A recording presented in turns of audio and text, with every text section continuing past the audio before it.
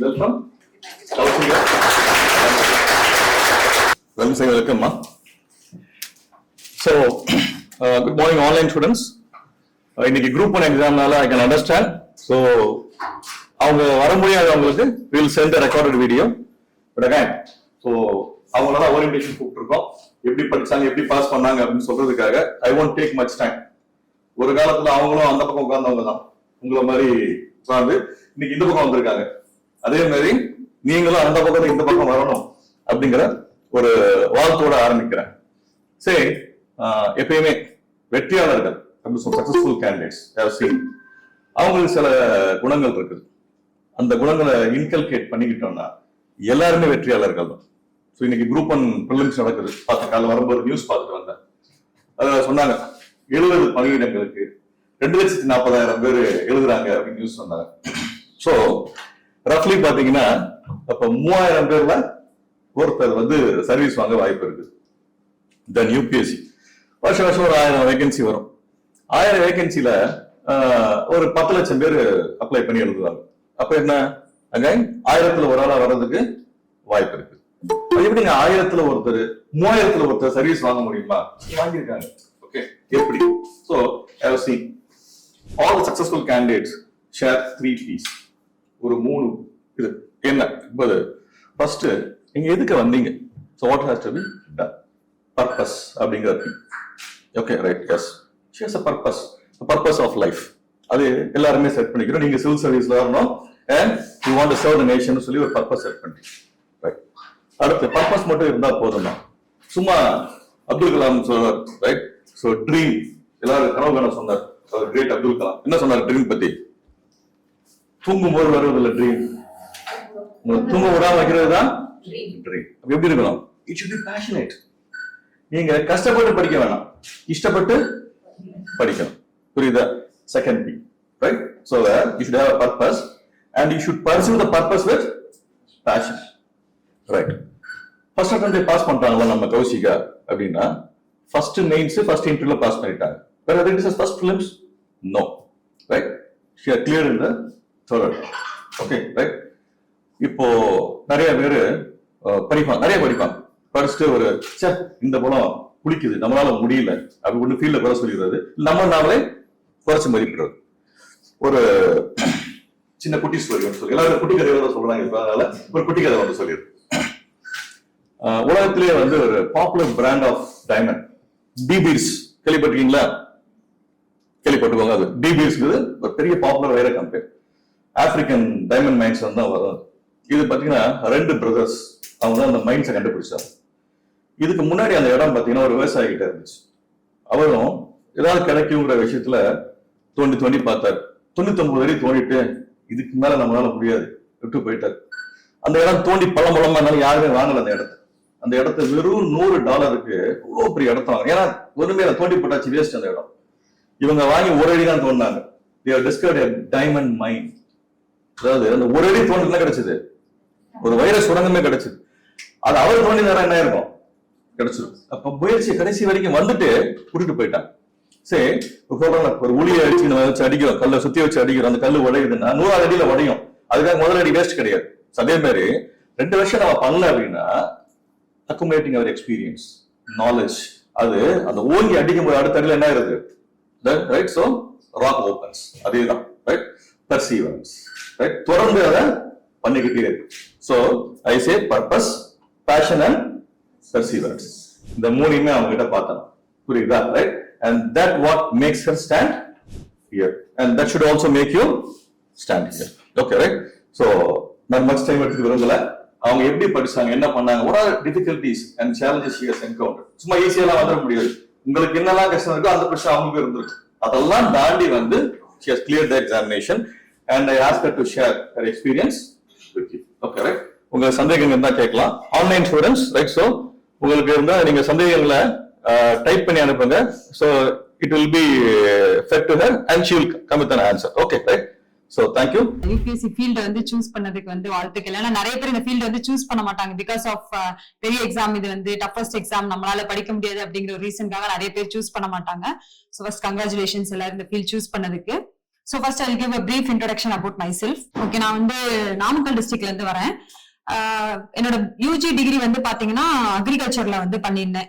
College of agricultural technology தேனியில வந்து இருக்கு அந்த பிரைவேட் கேம்பஸ். அங்கதான் வந்து என்னோட ஃபுல் யூஜி டிகிரி பண்ணியிருந்தேன். சோ எனக்கு வந்து யூஜி டிகிரி வந்து ஒரு காலேஜ்ல வந்து நல்ல ப்ரொஃபசர்ஸ் வந்து நல்லா ஒரு ஃபவுண்டேஷன் ரொம்ப நல்லா ஸ்ட்ராங்கா லே பண்ணியிருந்தாங்க. அதனால என்னோட யூபிஎஸ்சிலயுமே வந்து ஆப்ஷனல் வந்து நான் வந்து அக்ரிகல்ச்சர் தான் சூஸ் பண்ணியிருந்தேன்.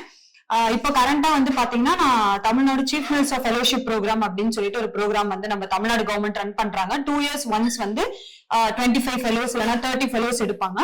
இங்க ரோல் என்னன்னா எக்ஸிஸ்டிங் ஸ்கீம்ஸ் அண்ட் நம்ம தமிழ்நாட்டுல இருக்க டிபார்ட்மெண்ட்ஸ் எப்படி ஃபங்க்ஷன் ஆகுது, அதுல என்ன improvements best practices from other country states கொண்டு வந்து இன்கார்பரேட் பண்ணலாம் நம்ம ஸ்டேட்டோட இம்ப்ரூவ்மெண்ட்காக அப்படின்னு சொல்லிட்டு அந்த ரோல் தான் நாங்க ஆக்சுவலா பிளே பண்றோம். சோ இப்போ நான் கரண்டா வந்து சிஎம் ஃபெலோவா இருக்கேன். இது வந்து பாத்தீங்கன்னா என்னோட 3rd prelims attempt. First 2 prelims attempt வந்து நான் கிளியர் பண்ணவே இல்லை. ஜிஎஸ் ஃபர்ஸ்ட் அட்டெம்ப்ட்ல வந்து ஜிஎஸ் சிசெட் ரெண்டுமே வந்து எனக்கு டஃபா இருந்துச்சு. பிகாஸ் நான் வந்து என் ஃபர்ஸ்ட் அட்டெம்ப்ட் வந்து ஃபுல்லா செல்ஃப் ப்ரிப்பேர் தான் பண்ணேன். வீட்ல இருந்து பண்ணேன். அதுக்கப்புறம் சென்னைக்கு மூவ் ஆன் ஆயிட்டேன். பட் ஆனாலுமே வந்து பாத்தீங்கன்னா இன்ஸ்டியூட் எதுவுமே ஜாயின் பண்ணாம ஃபர்ஸ்ட் அட்டெம்ப்ட் வந்து செல்ஃபாவே படிச்சேன். ஏன்னா டெக்னாலஜி நம்ம கிட்ட இருக்கு அப்படிங்கறதுனால யூடியூப் ரிசோர்சஸ் புக்ஸ் வந்து அவைலபிளா இருக்கு. ஈஸியா நம்மளால புக்ஸ் வாங்க முடியும், ஆன்லைன்ல படிக்கவும் செய்யலாம். அதனால வந்து ஃபர்ஸ்ட் அட்டெம்ப்ட் செல்ஃபா தான் படிச்சேன். அப்ப வந்து நான் நிறைய ரிசோர்சஸ் ரெஃபர் பண்ணி எனக்கான பெஸ்ட் ரிசோர்சஸ் சூஸ் பண்ணி நான் படிக்க ஆரம்பிச்சேன். பட் இருந்தாலுமே வந்து ப்ரிலிம்ஸ் ஓகே. பட் ஆனா மெயின்ஸ் வந்து பாத்தீங்கன்னா ஏதாவது ஒரு கைடன்ஸ் நமக்கு வேணும். இப்ப நம்ம இங்க தமிழ்நாட்டுல வந்து பாத்தீங்கன்னா செப்பரேட் மென்டார்ஸ் அவைலபிலிட்டி வந்து ரொம்ப டிஃபிகல்ட். சோ இங்க இன்ஸ்டியூட்ஸ் தான் வந்து அதிகமா இருக்கு. அதனால நான் வந்து ஒரு பிரைவேட் இன்ஸ்டியூட்ல வந்து ஜாயின் பண்ணி அங்க வந்து படிச்சுட்டு இருந்தேன். சோ அங்கதான் வந்து பாத்தீங்கன்னா எனக்கு 2 மென்டார்ஸ், எக்ஸலன்ட் மென்டார்ஸ் வந்து கிடைச்சாங்க. ஒருத்தர் வந்து செல்வா சார் அப்படின்னு சொல்லிட்டு, இன்னொருத்தர் வந்து அசோக் சார். இவங்க 2 பேரும் வந்து பாத்தீங்கன்னா நான் அந்த இன்ஸ்டியூட்ல படிக்கிறப்ப எனக்கு ஆன்சர் ரைட்டிங் அதெல்லாம் வந்து ரொம்ப ஷேப் பண்ணி கொடுத்திருந்தாங்க. சோ என்னோட 3rd ப்ரிலிம்ஸ் தான் வந்து ஐ வாஸ் ஏபிள் டு கிராக். நான் வந்து 2nd ப்ரிலிம்ஸ் கிளியர் ஆகல அப்படின்னு சொல்லிட்டு திருப்பி வீட்டுக்கு போயிட்டேன். வீட்ல இருந்து தான் ஃபுல்லாவே ப்ரிலிம்ஸ் ப்ரிப்பரேஷன் வந்து பண்ணியிருந்தேன். வீட்டுக்கு போனாலுமே we can able to study அப்படிங்கறத சொல்றேன். நீங்க இங்க இருந்தீங்கன்னா கூட பியர் பிரஷர் ரொம்ப அதிகமா இருக்கும். நீங்க இனிமே ஃபர்தரா படிக்க படிக்க you will feel how peer pressure works. ஏன்னா நீங்க காம்படிட் பண்ண போறது இப்ப நீங்க எல்லாருமே ஃப்ரெஷர்ஸ். நீங்க ஃப்ரெஷர்ஸ் கூட மட்டும் காம்படிட் பண்ண போறது இல்ல, ஆல்ரெடி சர்வீஸ்ல இருக்க கேண்டிடேட்ஸ் கூட காம்படிட் பண்ணும். இங்கேயே வந்து ப்ரிப்பரேஷன்லயே 3 to 4 years ஆஃப் ப்ரிப்பரேஷன்ல இருக்க கேண்டிடேட்ஸ் கூட நீங்க வந்து காம்படிட் பண்ற மாதிரி இருக்கும். சோ இங்க பியர் பிரஷர் அதிகம். சோ நம்ம வீட்டுக்கு போயிட்டு அந்த பியர் பிரஷரை மினிமைஸ் பண்ணிட்டு நம்ம இருக்க ரிசோர்ஸ் லிமிட்டடா வச்சு படிப்போம் அப்படிங்கிற மைண்ட் செட்னாலதான் போனேன். சோ இந்த ப்ரிலிம்ஸ் என்னால கிளியர் பண்ண முடிஞ்சிச்சு. கிளியர் பண்ணதே வந்து பாத்தீங்கன்னா மெயின்ஸ் வந்து எனக்கு ஆல்ரெடி ஆன்சர் ரைட்டிங் எல்லாம் ஸ்ட்ரக்சர் பண்ணி வச்சிருந்தனால நான் ஆப்ஷனல் அண்ட் ஜிஎஸ் எல்லாம் மட்டும் படிச்சுட்டு ஐ was able to crack mains and interview. But நான் இப்ப இந்த ஜேர்னில என்ன ஃபீல் பண்ணேன் அப்படின்னு பாத்தீங்கன்னா prelims is the toughest stage to crack. நீங்க ப்ரிலிம்ஸ் கிளியர் பண்ணாதான் மெயின்ஸ்ல நம்மளால ஒரு விஷயத்த நீங்க இவ்வளவு நாள் யூபிஎஸ்சி படிக்கிறீங்க அப்படிங்கிறப்ப ஒரு விஷயத்தை பத்தி ஒப்பீனியன் நீங்க ஈஸியா கிரியேட் பண்ணிடுவீங்க. பட் எக்ஸ்பிரஸ் பண்றதுக்கான பிளாட்ஃபார்ம் எங்க கிடைக்கும்? மெயின்ஸ்லயும் இன்டர்வியூலயும் தான் கிடைக்கும். ஏன்னா prelims is subjective based. So உங்களால உங்க பர்சனாலிட்டியா அந்த எக்ஸாம் மெயின்ஸ் அண்ட் இன்டர்வியூல மட்டும்தான் ரிஃப்ளெக்ட் பண்ண முடியும். சோ நீங்க அங்க போகணும் அப்படின்னாலே ப்ரிலிம்ஸ் கிளியர் பண்ணணும். இந்த ப்ரிலிம்ஸே வந்து பாத்தீங்கன்னா லாக்ஸ் ஆஃப் ஸ்டூடெண்ட்ஸ் வந்து எழுதுவாங்க. ஜஸ்ட் ஒரு thousands of students, few thousands of students மட்டும் தான் சூஸ் பண்றாங்க. சோ அதுவே ஒரு பெரிய எலிமினேஷன் மாதிரி தான் வச்சிருக்காங்க ப்ரிலிம் ஸ்டேஜ் அப்படிங்கிறது. மெயின்ஸும் இன்டர்வியூ நீங்க அதுக்கப்புறம் ஃபோக்கஸ் பண்ணுங்க. ஏன்னா அந்த 2 ஸ்டேஜ் தான் வந்து சர்வீஸ்ல நீங்க எங்க போய் பிளேஸ் ஆக போறீங்க அப்படிங்கறத டிசைட் பண்ண போகுது.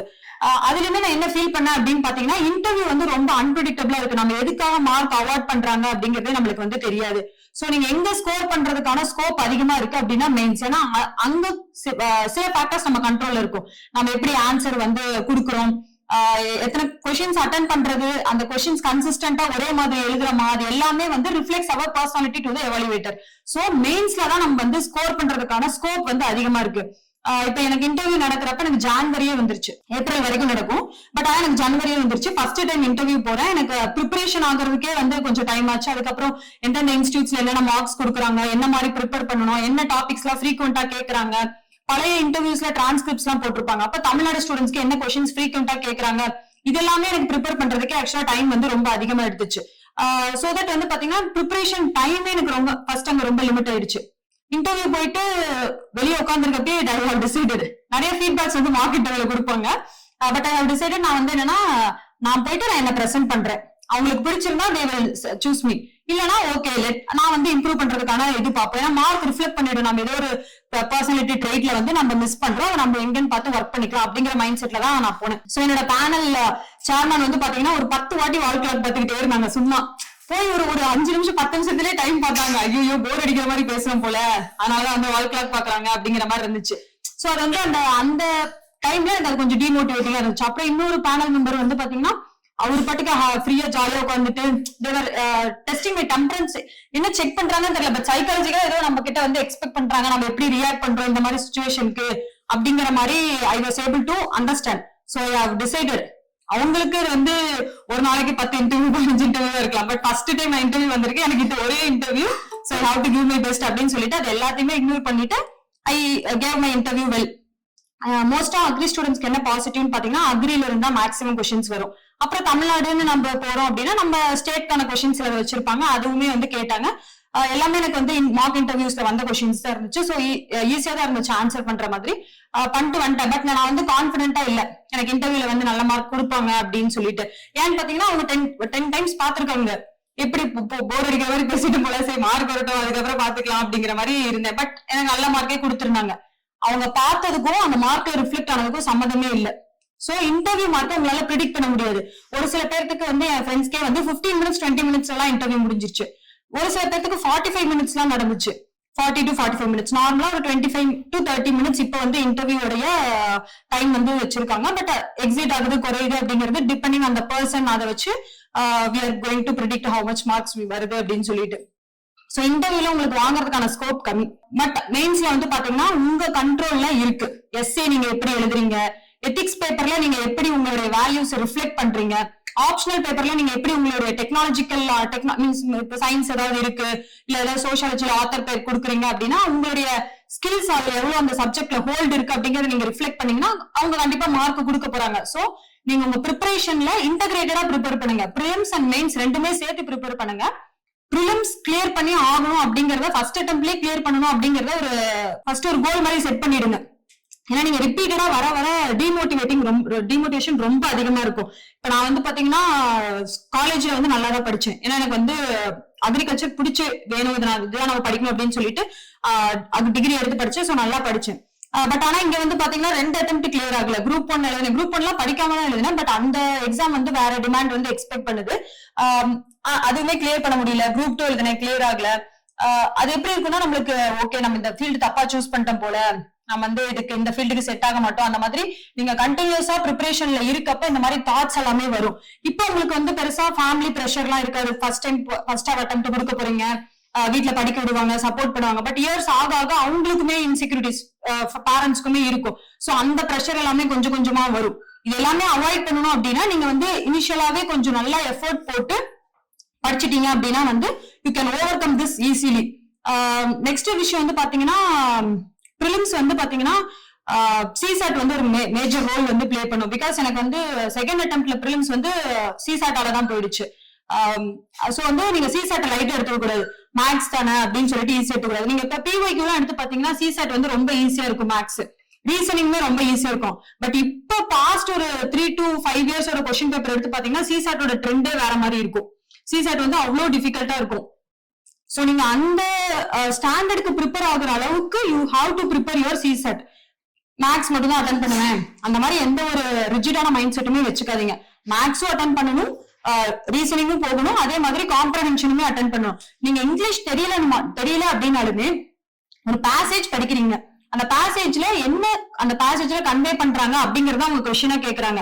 நீங்க ஒரு டைம் படிச்சு பார்த்துட்டு அந்த பேசேஜ்ல உங்களுக்கு என்ன புரியுது அப்படின்னு உங்க மதர் டங் எதுவோ அதுல சொல்லி பாருங்க. பிகாஸ் அதுல சொல்றப்ப உங்களுக்கு ஈஸியான அண்டர்ஸ்டாண்டிங் வரும். அந்த ஆப்ஷன் ஏதாவது இருக்கா அப்படிங்கறத சூஸ் பண்ணி இங்கிலீஷ் காம்பரன்ஸ்னா அப்படி அப்ரோச் பண்ணுங்க. ஏன்னா நீங்க தமிழ் மீடியம் படிச்ச ஸ்டூடெண்ட்ஸ் வந்து இங்கிலீஷ் அட்டென்ட் பண்றதுக்கு கொஞ்சம் ஃபியர் இருக்கலாம். அதெல்லாம் நீங்க இங்க எதுவுமே பேரியரே கிடையாது. Both in mains and interview ரெண்டுலயுமே சொல்றேன், நீங்க இங்கிலீஷ் வந்து நல்லா ஃபிளவரியா எழுதணும் அப்படிலாம் எதுவுமே கிடையாது. பிகாஸ் எஸ்ஏல வந்து பாத்தீங்கன்னா நானுமே நிறைய கிராமட்டிக்கல் மிஸ்டேக்ஸ் எல்லாம் பண்ணேன். பட் இதெல்லாம் ரெக்டிஃபை பண்ணிக்கலாம். இன்டர்வியூமே வந்து அவங்க புரியுற அளவுக்கு நம்மளுடைய மெசேஜ கன்வே பண்ணா போதும். அவங்களும் வந்து ரொம்ப நல்லா இங்கிலீஷ்ல பேசணும் அப்படிலாம் எக்ஸ்பெக்ட் பண்ண மாட்டாங்க.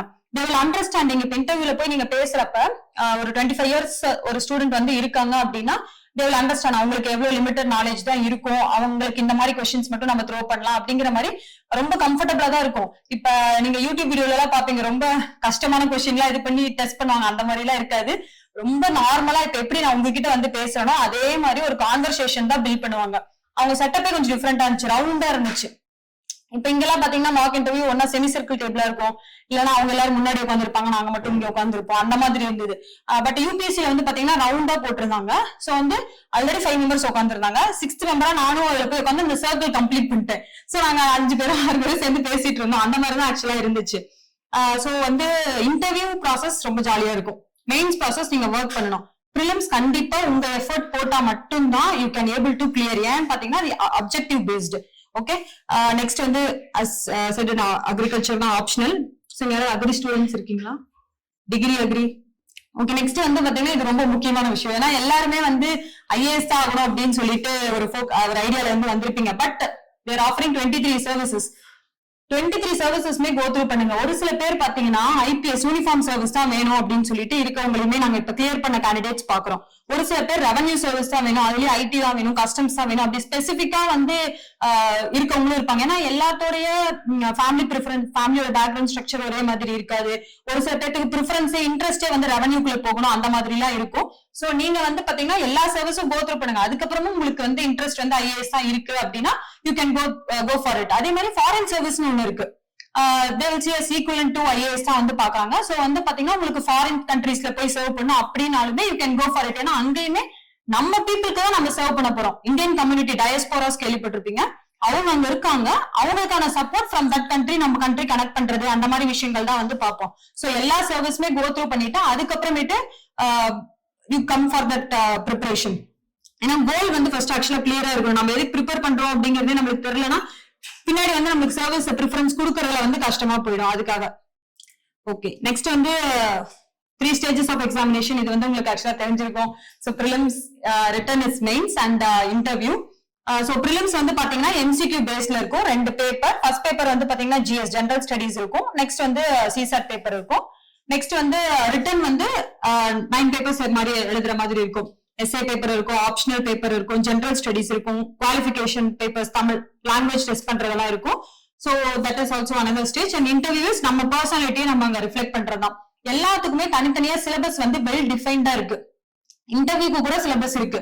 மெயின்ஸ்ல வந்து பாத்தீங்கன்னா எஸ்ஏக்கு கூட வந்து நம்ம ரேண்டமா எழுதிட முடியாது. எஸ்ஏலயுமே they have some specifications. நம்ம அதெல்லாம் அட்ரஸ் பண்ற மாதிரி தான் நம்ம எஸ்ஏ வந்து அமையணும். சோ நீங்க ஃபர்ஸ்ட் வந்து ப்ரிப்பரேஷனுக்குள்ள வரப்ப நீங்க உங்களுக்கு ஒரு கைடிங் லைட்டா இருக்க போறதே வந்து பாத்தீங்கன்னா சிலபஸ் தான்.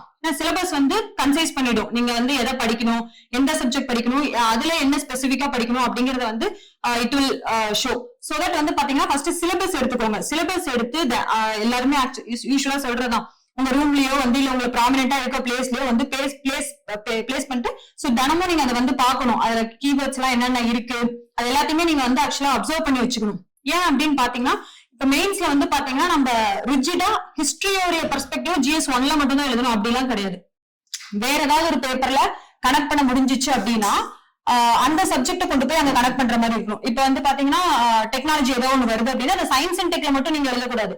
இப்ப ஹிஸ்டரி கொஸ்டின் எழுதுறப்ப ஏதாவது ஒரு டெக்னாலஜி உள்ள கொண்டு வர முடியும். ஏன்னா இப்ப டிஜிட்டலைஸ் பண்றதுக்காக மேனுஸ்கிரிப்ட்ஸ் மிஷின்ஸ் இந்த மாதிரிலாம் கொண்டு வராங்க. சோ அதை இங்க எழுத முடிஞ்சதுன்னா you have to connect the subjects. Papers எல்லாத்தையுமே கனெக்ட் பண்ணி எழுதணும். ஓகே, சோ தட் வந்து பாத்தீங்கன்னா உங்களோட பேப்பர் வந்து கொஞ்சம் மற்ற பேப்பரோடய கொஞ்சம் டிஃப்ரெண்டா தெரியும். சோ வந்து நீங்க சிலபஸ் வந்து நல்லா பார்க்கணும். Next is okay GS and CSAT. இங்க வந்து ஜிஎஸ் கூட நீங்க எல்லாருமே வந்து மேக்ஸிமம் ஓரளவுக்கு ஹோல்டு கிடைச்சிரும். சிசெட் வந்து ரொம்ப டிஃபிகல்ட்டா இருக்கும்.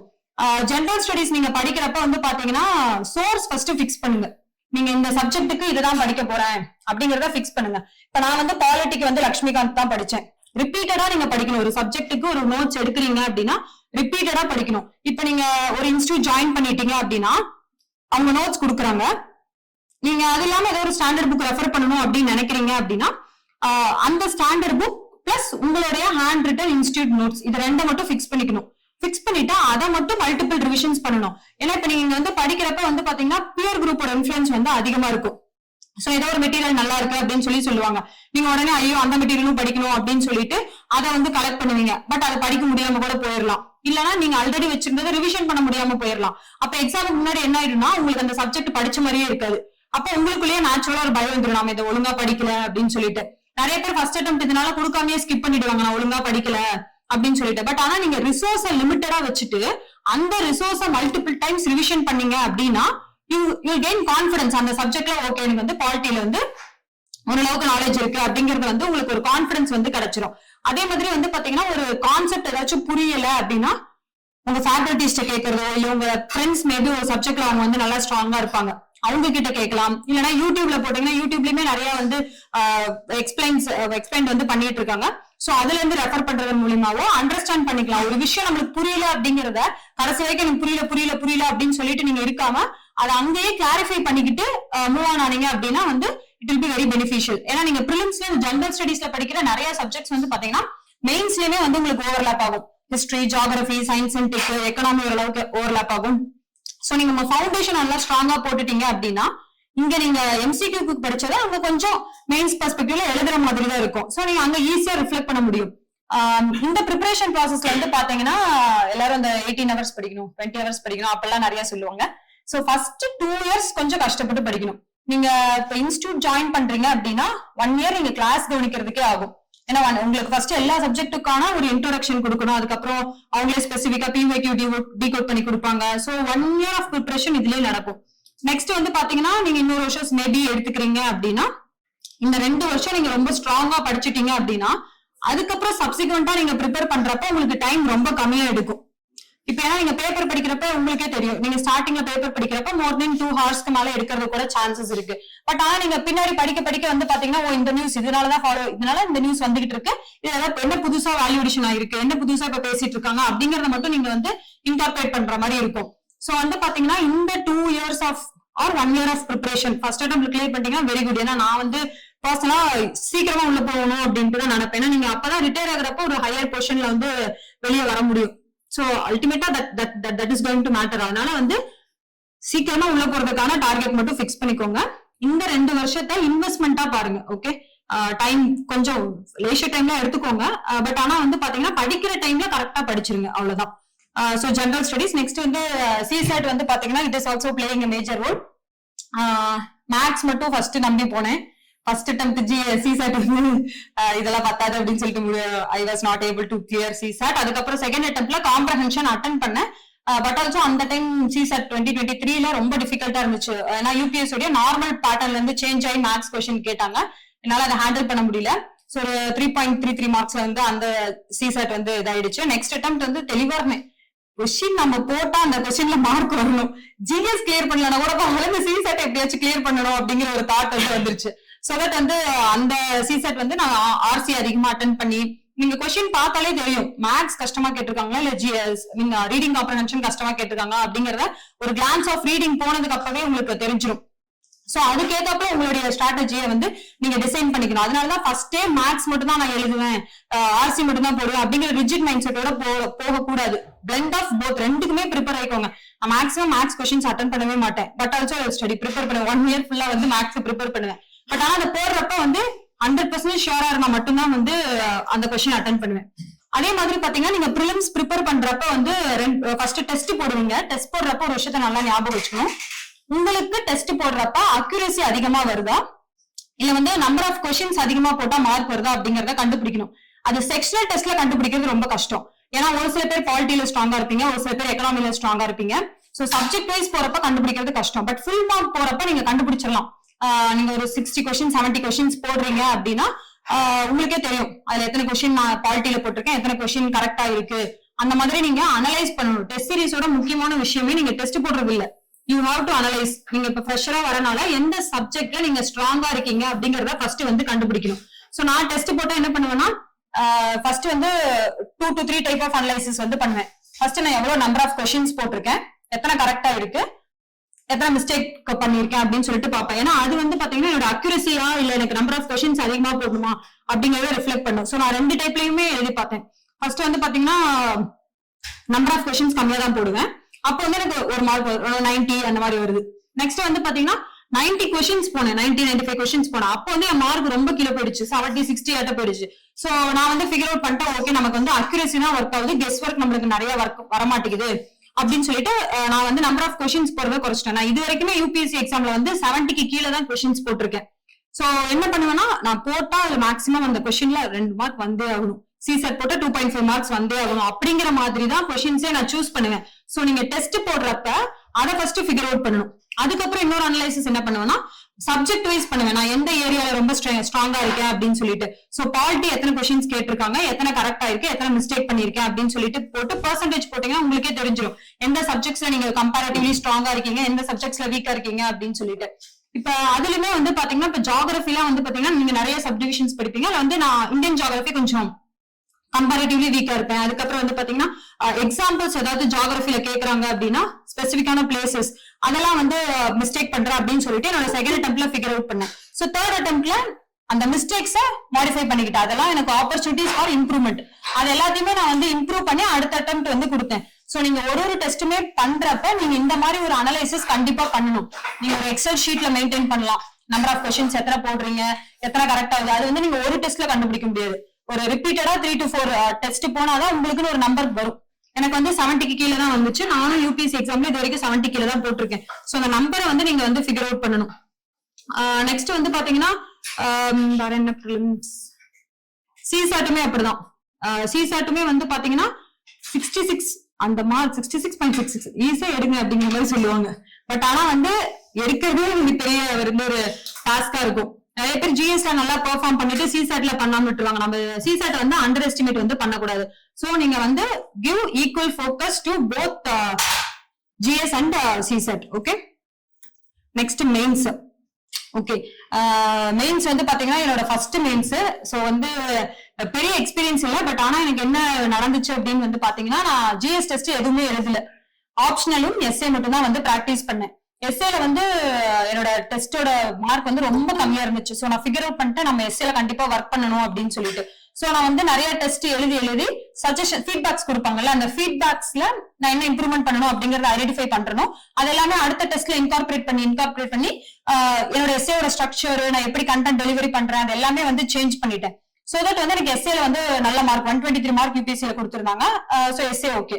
ஆப்ஷனல் வந்து நான் டிகிரி அக்ரிகல்ச்சர் பண்ணியிருந்தேன். சோ எனக்கு நார்மலாவே இந்த டிகிரி வந்து ப்ரொஃபஷனல் டிகிரி அப்படிங்கறதுனால 4 இயர்ஸுமே கொஞ்சம் ரிகரஸா தான் நாங்க படிக்கிற மாதிரி இருக்கும். சோ அங்கேயுமே எனக்கு ஒரு நல்ல ஸ்ட்ராங் ஹோல்ட் இருந்தது. சோ மெயின்ஸ் வரப்ப நான் வந்து என்கிட்ட இருக்க நோட்ஸ், அதுக்கப்புறம் பிரபாகரன் சார் அப்படின்னு சொல்லிட்டு எனக்கு ஒரு அக்ரி ஃபேக்கல்டி வந்து ஹெல்ப் பண்ணாரு. அவரு எனக்கு இல்லாத நோட்ஸ் எல்லாம் வந்து கொஞ்சம் ப்ரொவைட் பண்ணி சப்போர்ட் பண்ணாரு. பிஒய்க்யூ எல்லாம் எப்படி ஒர்க் பண்ணலாம், எந்த மாதிரி ஆன்சர் பிரசென்ட் பண்ணலாம் அப்படிங்கிற இன்சைட்ஸ் எல்லாம் கொடுத்து சோ அக்ரி ஆப்ஷனலுமே வந்து நல்ல மார்க் எடுத்தேன். இப்ப இந்த ஜிஎஸ் வந்து பாத்தீங்கன்னா நானே எக்ஸாம் எழுதிட்டு ஐ வாஸ் நாட் கான்பிடென்ட். ஏன்னா ஜிஎஸ் டெஸ்டே எழுதல, எவ்வளவு மார்க் வருது, என்ன ரிஃப்ளெக்ட் ஆகும் அப்படிங்கறத பத்தி எனக்கு ஐடியாவே கிடையாது. பட் என்ன நடந்திருக்கலாம் அப்படின்னு கெஸ் பண்றேன். பிகாஸ் எதுக்கு மார்க் போட்டாங்கன்னு யாருக்குமே தெரியாது. Something work. நான் அந்த சம்திங்கா எதை நினைக்கிறேன் அப்படின்னு வந்து பாத்தீங்கன்னா, நான் செகண்ட் அட்டெம்ப்ட் வராதப்ப எத்திக்ஸ், கவர்னன்ஸ், ஆப்ஷனல் கூட ஓரளவுக்கு தான் ப்ரிப்பேர் பண்ணேன். பட் எத்திக்ஸ், கவர்னன்ஸ் நான் நல்லா ப்ரிப்பேர் பண்ணி வச்சிருந்தேன். கிளாஸஸ் எல்லாம் கவனிச்சு நோட்ஸ் எல்லாம் எடுத்து மெயின்ஸ்க்கு ரெடியா இருந்த மாதிரி இருந்தேன். நெக்ஸ்ட் வந்து பாத்தீங்கன்னா எனக்கு ஆக்சுவலா அசோக் சார் தான் வந்து கைட் பண்ணாரு. கொஸ்டின்ஸ் எல்லாம் வந்து பாத்தீங்கன்னா முன்னாடியே கொடுத்து கிளாஸ்லயே he used to give questions கொடுத்து நிறைய பேருக்கு கரெக்ஷன் கிளாஸ்லயே பண்ணுவாங்க. அப்படி பண்றப்ப வந்து என்னோட ஆன்சர் வந்து எப்படி ஸ்ட்ரக்சர் பண்ணலாம், எந்த மாதிரி வேர்ட்ஸ் யூஸ் பண்ணலாம், இந்த டைரக்டிவ் வேர்ட்ஸ் அப்படின்னு சொல்லிட்டு ஆன்சர் ரைட்டிங்ல வரும். அதாவது டிஃபைன்னா என்ன பண்ணும், இல்லஸ்ட்ரேட்னா என்ன மாதிரி எழுதணும், ஒரு கொஸ்டினை மல்டி டைமென்ஷனல் இல்ல மல்டி ஸ்டேக் ஹோல்டர் அப்ரோச்ல அட்ரஸ் பண்றதுனா எப்படி பண்ணணும், அந்த மாதிரி இன்சைட்ஸ் எல்லாம் அவங்க கொடுத்திருந்தாங்க முன்னாடியே. சோ வந்து நான் முன்னாடியே வந்து என்னோட ஆன்சர் இப்படிதான் இருக்க போகுது அப்படிங்கிற ஸ்ட்ரக்சர் வந்து ரிஜிடா நல்லா செட் ஆயிடுச்சு. சோ தட் நான் வந்து ஒரு கொஞ்ச நாள் தான் ஜிஎஸ்க்கு வந்து ஸ்பெண்ட் பண்ண மெயின்ஸ் டைம். அப்ப மோஸ்ட் ஆஃப் த ப்ரிப்பரேஷன் வந்து ஆப்ஷனுக்கு தான் டெடிகேட் பண்ணியிருந்தேன். சோ நல்லா ஸ்ட்ராங்கா கண்டென்ட்டை மட்டும் படிச்சிருந்தேன். சோ எனக்கு எக்ஸாம் வரப்ப ஈஸியா எழுத முடிஞ்சிச்சு. வேர்ட்ஸ் எல்லாம் போட்டு ஏன்னா கண்டென்ட் ஸ்ட்ராங்கா இருக்கேன். ஆல்ரெடி ஆன்சர் ரைட்டிங்கான பிராக்டிஸ் இருந்தனால பேப்பரை கம்ப்ளீட் பண்ண முடிஞ்சிச்சு. ஈஸியா தான் இருந்துச்சு மீன்ஸ். நம்ம டிஃபிகல்ட்டா இருக்க மாதிரி இல்ல. ஒரு கொஸ்டின் கேக்குறாங்க, அதுக்கு நீங்க என்னென்ன அப்ரோச்ல ஆன்சர் பண்ண முடியும், என்னென்ன பெர்ஸ்பெக்டிவ்ஸ்ல நீங்க ஆன்சர் பண்றீங்க அப்படிங்கறத வந்து பாத்தீங்கன்னா I was able to do. So that வந்து இந்த ப்ராசஸ் இப்படி இருந்துச்சு. நீங்க மெயின்ஸ்க்கு வந்து ரொம்ப இம்பார்ட்டன்டானது என்னன்னா நியூஸ் பேப்பர் வந்து படிக்கணும். நான் ஃபர்ஸ்ட் அட்டெம்ப்ட் வந்து நியூஸ் பேப்பர் படிக்கிறப்ப வந்து பாத்தீங்கன்னா அது ஒரு எக்ஸாமுக்காக படிக்கிறோம் அப்படிங்கிற அந்த செல்ஃபா ப்ரிப்பேர் பண்றப்ப எக்ஸாமுக்காக நம்ம படிக்கிறோம் அப்படின்னு ஒரு இன்ட்ரெஸ்ட் இல்லாம படிச்ச மாதிரி இருந்துச்சு. பட் ஆனா வந்து நான் இன்ஸ்டியூட்ல ஜாயின் பண்ணதுக்கு அப்புறமேட்டு ஒரு பேப்பரை எப்படி இன்ட்ரெஸ்டிங்கா படிக்கிறது, ஒரு மேபி இப்ப கேக் பத்தி வருது அப்படின்னு வைங்களேன், இப்ப அவரை பத்தி நம்ம பேக்ரவுண்ட்ல என்ன படிக்கணும், என்ஜிடி பத்தி வருது அப்படின்னா அதை பத்தி நம்ம பேக்ரவுண்ட்ல என்ன படிக்கணும் அப்படிங்கிற இன்சைட்ஸ் எல்லாம் கொடுத்தனால எனக்கு அந்த நியூஸ் பேப்பர் படிக்கிறத கொஞ்சம் கியூரியஸா மாத்திட்டாங்க. சோ நீங்க ஃபர்ஸ்ட் டேல இருந்து டே 1ல இருந்து நீங்க பண்ண வேண்டியது வந்து பாத்தீங்கன்னா நியூஸ் பேப்பர் கண்டிப்பா படிக்கணும். பிரிலிம்ஸ்க்கு நீங்க கம்பைலேஷன்ஸ் கூட ஏதாவது ஒரு இன்ஸ்டிடியூட் எடுத்து பாத்துக்கலாம். பட் ஆனா மெயின்ஸ்க்கு ஒரு ஒப்பீனியன் வேணும் அப்படின்னா you have to go for newspaper படிக்கணும். ஏன்னா அதுலதான் வந்து நம்ம லெவல் ஆஃப் நாலேஜுக்கு நம்ம கொஸ்டின்ஸை ஒரு டைமென்ஷன்ல அட்ரஸ் பண்ணுவோம். பட் அதுக்கான வேற டைமென்ஷன்ஸும் இருக்கும். அதுக்கான ஒரு ரிசோர்ஸா தான் நம்ம நியூஸ் பேப்பர் வந்து பார்ப்போம். சோ நீங்க இது வந்து ஒரு ஹேபிட் மாதிரி டெவலப் பண்ணிக்கிட்டீங்கன்னா டில் யோர் நம்ம சர்வீஸ் ஆஃப்டர் ரிட்டையர்மெண்ட் அது வரைக்குமே it will be very helpful. So வந்து நியூஸ் பேப்பர் படிக்கிறதா வந்து ரெகுலரா வச்சுக்கோங்க. சப்போஸ் நம்ம வந்து இப்ப ரெகுலர் கன்சிஸ்டன்டா படிக்க முடியாது, எல்லா நாளுமே கண்டிப்பா படிக்க முடியாது. அப்ஸ் அண்ட் டவுன்ஸ் இருக்கு. ஒரு நாள் யூ வில் பி ஃபீல் ரொம்ப ப்ரொடக்டிவா ஃபீல் பண்ணீங்க, 10 hours 12 hours படிப்பீங்க. ஒரு சில நாள் ரொம்ப டயர்டா ஃபீல் பண்ணி 2 hours கிளாஸ் கவனிச்சா மட்டும் போதும் அப்படிங்கிற மாதிரி எல்லாம் ஃபீல் பண்ணுவீங்க. சோ அந்த மாதிரி டேஸ்ல எல்லாம் பாத்தீங்கன்னா சப்ஜெக்ட்ஸ் படிக்கலனாலுமே சரி, பட் நியூஸ் பேப்பர்ஸை ரெகுலரா படிச்சிருங்க. காலையில எந்திரிச்ச உடனே நியூஸ் பேப்பர் படிச்சு முடிச்சிட்டீங்கன்னா அது ஒரு ஒர்க் முடிஞ்சிடும். அதே மாதிரி நீங்களும் அன்னைக்கு ப்ரொடக்டிவா அந்த டேவை ஸ்டார்ட் பண்ண மாதிரி ஒரு குட் ஃபீல் இருக்கும். சோ அதாவது வந்து ரெகுலரா வந்து பேப்பர் படிக்கிற ஹேபிட் வந்து வச்சுக்கோங்க. ஓகே, நெக்ஸ்ட் வந்து பாத்தீங்கன்னா ஆப்ஷனல் பேப்பர். ஆக்சுவலா வந்து பாத்தீங்கன்னா ஆப்ஷனல் வந்து டோட்டலா 48 ஆப்ஷனல்ஸ் வந்து யூபிஎஸ்சி வந்து ப்ரொவைட் பண்றாங்க. சோ வந்து உங்களுக்கு எந்த ஆப்ஷனல் பிடிக்குது அப்படிங்கறத ஃபர்ஸ்ட் செலக்ட் பண்ணணும். அதை எப்படி சூஸ் பண்ணலாம் அப்படின்னா நீங்க டிகிரி படிச்சனாலதான் இந்த ஆப்ஷன் எடுக்கணும் அப்படியெல்லாம் இங்க எதுவுமே இல்ல. ஏன்னா எனக்கு வந்து அக்ரி இன்ட்ரெஸ்டோட எடுத்தனால இதையுமே நான் இன்ட்ரெஸ்டா எடுத்து படிச்சேன். நீங்க வந்து ஜிஎஸ் படிக்கிறப்ப உங்களுக்கு எத்திக்ஸ் எல்லாம் கவர்னன்ஸ் எல்லாம் கொஞ்சம் வந்து சப்ஜெக்ட் அண்டர்ஸ்டாண்ட் பண்ண டிஃபிகல்ட்டா இருக்கும். பட் ஆனா வித் பிராக்டிஸ் உங்களுக்கு அது ஈஸி ஆயிடும். அந்த மாதிரி உங்களுக்கு டிஃபிகல்ட்டா படிக்கிறதுக்கு இருக்கு அப்படிங்கிறப்ப ஒரு ஆப்ஷன் படிச்சீங்க அப்படின்னா கொஞ்சம் ரிலாக்ஸ்டா இருக்க மாதிரி, கொஞ்சம் ஃப்ரீயா இருக்க ஃபீல் பண்ற ஒரு சில சப்ஜெக்ட்ஸை வந்து பாத்தீங்கன்னா நீங்க சூஸ் பண்ணணும். டோன்ட் கோ ஃபார் இந்த டாப்பர்ஸ் இந்த ஆப்ஷன் தான் எடுத்து படிச்சாங்க அதனாலதான் அவங்க இவ்வளவு மார்க் எடுத்துட்டாங்க அந்த மாதிரி போகக்கூடாது. நிறைய பேர் இந்த ஆப்ஷன் எடுக்கிறாங்க அப்படிங்கிறதுக்காகவும் எடுக்கக்கூடாது. நீங்க பாருங்க, சிலபஸ் பாருங்க, இப்ப சப்ஜெக்ட்ஸ் ஃபர்ஸ்ட் பாருங்க. சப்ஜெக்ட்ஸ் பாக்குறப்ப உங்களுக்கு ஏதாவது ஒரு ஆப்ஷன் வந்து இன்ட்ரெஸ்டிங்கா தோணலாம். அதுக்கப்புறமேட்டு சிலபஸ் எடுத்து பாருங்க. அதுல நீங்க ஃபில்டர் பண்ணிட்டு ஒரு 4 to 5 இல்ல மேபி 10 கூட வரலாம். அந்த மாதிரி ஆப்ஷன்ஸ் நிறைய லிஸ்ட் இருக்கப்ப சிலபஸ் எடுத்து பாருங்க. சிலபஸ் உடைய சைஸ் எவ்வளவு பெருசு இருக்கு, இது நம்மளால கவர் பண்ண முடியுமா, இந்த ஃபீல்டு நம்மளால அண்டர்ஸ்டாண்ட் பண்ணிக்க முடியுமா. ஏன்னா மெடிக்கல்லாம் வந்து நான் மெடிக்கல் ஸ்டூடெண்ட்ஸ் எடுத்து படிக்கிறது வந்து ரொம்ப டிஃபிகல்ட். சோ வந்து உங்களுக்கு எது செட் ஆகும், ஈஸியா கொஞ்சம் எது ஈஸியா படிச்சா கொஞ்சம் ரிலாக்ஸ்டா இருக்கும் அப்படிங்கிற மாதிரி சப்ஜெக்ட்ஸ சூஸ் பண்ணிட்டு அதுக்கப்புறம் அதுல வந்து நீங்க டாப்பர்ஸோடைய இன்சைட்ஸ் எல்லாம் பார்க்கலாம். இப்ப டெலிகிராம் சேனல் நிறைய பேர் டாப்பர்ஸ் எல்லாம் வந்து ஓபன் பண்றாங்க. அவங்க வந்து ஜென்யூனா தே வில் பி கிவிங் என்ன மாதிரி இருக்கும் ஆப்ஷனல், எங்க படிக்கலாம், அந்த மாதிரி நிறைய இன்சைட்ஸ் எல்லாமே வந்து அவங்க ப்ரொவைட் பண்ணிருப்பாங்க. அது பாக்குறது மூலியமா உங்களுக்கு ஒரு ஐடியா கிடைக்கும். டாப்பர்ஸோட ஆன்சர் காப்பீஸ் பாக்குறது மூலியமாவும் ஒரு ஐடியா கிடைக்கும். ஏன்னா ஒரு கொஸ்டினுக்கு ஒரு ஆன்சர் ஒரு மாதிரி ஆன்சர் பண்ணிருப்பாங்க, உங்களுக்கும் அந்த பாயிண்ட்ஸ் கொஞ்சம் சிமிலரா வருது அப்படின்னா ஓகே மேபி நீங்க அந்த ஆப்ஷன் போறதுக்கான ஸ்கோப் வந்து அதிகமா இருக்கும். அதே மாதிரி ஆப்ஷனுக்கான டீகோட் பண்றதுக்கான செஷன்ஸுமே நிறைய இடத்துல ப்ரொவைட் பண்றாங்க. அதை பாக்குறது மூலியமாவுமே they will be giving insights. இப்ப நிறைய ஆப்ஷன் வந்து பாத்தீங்கன்னா பிவைக்கு கொஸ்டின்ஸ் தான் மேக்ஸிமம் ரிப்பீட் ஆகுற மாதிரி இருக்கும்.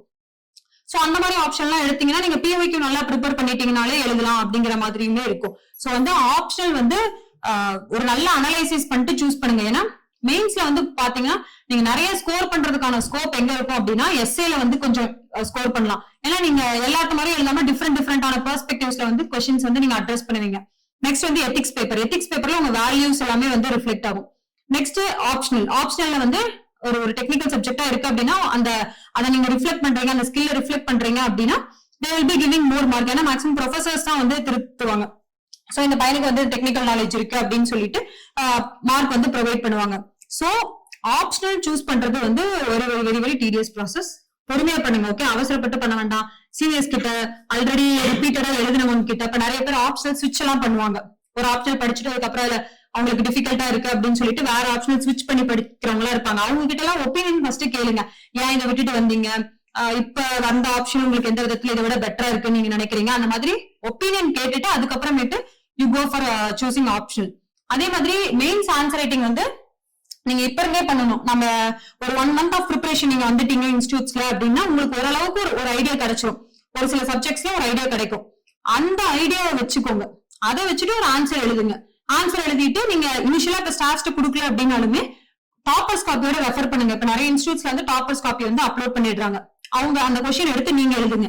நீங்க எழுதுனதுக்கும் அவங்க எழுதுனதுக்கும் என்ன டிஃபரன்ஸ் இருக்கு, அவங்க என்ன வித்தியாசமா பண்ணிருக்காங்க, நீங்க ஏன் அதை மிஸ் பண்ணிட்டீங்க, இப்ப நான் ஆன்சர் எல்லாம் கம்பேர் பண்றப்ப நிறைய ஆன்சர்ஸ்ல வந்து டயக்ராம்ஸ் போட்டிருப்பாங்க, நிறைய ஆன்சர்ஸ் ஹெட்டிங்ஸ் யூஸ் பண்ணிருப்பாங்க, எக்ஸாம்பிள்ஸ் நிறைய கொடுத்து எழுதி இருந்திருப்பாங்க, ஸ்டேக் ஹோல்டர்ஸ் மல்டிபிள் டைமென்ஷன்ஸ்ல அட்ரஸ் பண்ணிருப்பாங்க. நான் மேபி ஏதோ ஒரு ஸ்டேக் ஹோல்டர் விட்டு இருந்திருக்கலாம், அவங்க முக்கியமான பார்ட் அதுல பிளே பண்ற மாதிரி இருக்கும். சோ அதெல்லாம் நீங்க வந்து நோட் பண்ணி வச்சுக்கணும். I have this habit. Answer writing தனியா நோட் போட்டு ஆன்சர் எழுதுவேன், ஸ்டார் கரெக்ஷன்ஸ் வாங்குவேன், அவங்க ஒரு ஃபீட்பேக் கொடுத்திருப்பாங்க, அது இல்லாம நான் கம்பேர் பண்ணுவேன். இல்லைன்னா பியர் ரிவ்யூ வந்து பண்ணலாம். உங்க ஃப்ரெண்ட்ஸ்குள்ளேயே நீங்க வந்து ஒரு பியர் ரிவ்யூ மாதிரி பண்ணி use to write in bright colours, ஏதாவது ஒரு ரெட் கலர்லயோ இல்ல கிரீன் கலர்லயோ வந்து நான் எழுதி வச்சிருப்பேன் தனியா. ஒரு ஒரு கொஸ்டினுக்குமே எனக்கு இப்ப மெயின்ஸ் ஆன்சர் ரைட்டிங் எழுதுனா ஆப்ஷனல் பேப்பர், எஸ்ஏ பேப்பர், அது எல்லாத்துலயுமே நான் எழுதி வச்சிருப்பேன். ஏன்னா நீங்க திருப்பி அந்த ஆன்சர்ஸ பாக்கணும், அந்த ஆன்சர்ஸ பார்த்துட்டு அதுல என்ன மிஸ்டேக் பண்ணிருக்கீங்க, அந்த மிஸ்டேக் அடுத்த கொஸ்டின்ல நீங்க ரிஃப்ளெக்ட் ஆகாத மாதிரி பாத்துக்கணும். கண்டென்ட் இப்ப நீங்க ஃபர்ஸ்ட் வரனால கொஞ்சம் வந்து க்ரூடா தான் இருக்கும், உண்மையிலேயே இன்னும் கொஞ்சம் நம்ம நல்லா எழுதிக்கலாமே அப்படிங்கிற மாதிரி எல்லாம் தோணும். கண்டென்ட் நீங்க பயப்படாதீங்க, பட் ஆனா அந்த way how you are presenting அப்படிங்கறதுலாம் முக்கியம். இப்ப எங்க அசோக் சாரோட கவர்னன்ஸ் நோட்ஸ் வந்து பாத்தீங்கன்னா அவரோட கண்டென்ட் கொடுக்குறப்ப ஃபர்ஸ்ட் ஒரு இண்டெக்ஸ் மாதிரி கொடுத்துருவாரு. எப்படி எப்படி அந்த கொஸ்டின் அந்த டாபிக் வந்து அட்ரஸ் பண்ணலாம் அப்படிங்கிற மல்டிபிள் டைமென்ஷன்ஸ்ல கொடுத்துருவாரு. அதுக்கப்புறம் அவர் கொடுக்குறப்பே இன்ட்ரோடக்ஷன் இருக்கும், கன்க்ளூஷன் கொடுத்திருப்பாரு, சேலஞ்சஸ் என்ன இருக்கு, வே ஃபார்வர்டு, இனிஷியேட்டிவ்ஸ் என்னென்ன புதுசா எடுத்திருக்காங்க, அந்த மாதிரி அது ஒரு ஆன்சர் ரைட்டிங்க்குனே ஸ்ட்ரக்சர் பண்ண கொஸ்டின் மாதிரி இருக்கும்.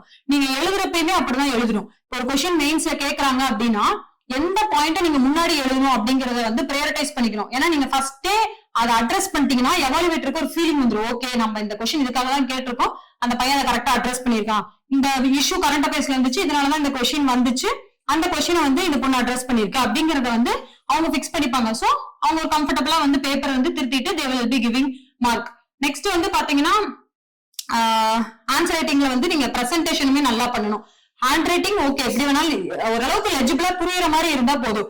ஹேண்ட் ரைட்டிங் மோசமா இருந்தா மார்க் எல்லாம் கண்டிப்பா குறைக்க போறது இல்ல, பட் நல்லா இருந்துச்சுன்னா they will be giving more marks. ஏன்னா வந்து பாத்தீங்கன்னா பிரசன்டபிளா இருக்கு அப்படின்னாலே கொஞ்சம் கம்ஃபர்டபுளா திருத்துவாங்க. மேபி அவங்க ஏஜ் ஓல்டு பர்சனா இருக்காங்க அப்படின்னா கொஞ்சம் நீங்க பெருசா எழுதுறீங்க, கொஞ்சம் நல்லா நீட்டா ஸ்ட்ரக்சர் பண்ணி எழுதுறீங்க அப்படின்னா அவங்க ரொம்ப கம்ஃபர்டபுளா திருத்தி எந்த ஒரு அந்த ப்ரெஷரும் இல்லாம they will be giving some ஒரு ஹாஃப் மார்க்கோ 1 மார்க்கோ, அந்த எல்லா மார்க்குமே ஆக்சுவலா வந்து ஒரு பெரிய ரோல் பிளே பண்ணுங்க. ஒரே மார்க்ல 10 பேர் 15 பேர்லாம் இருப்பாங்க.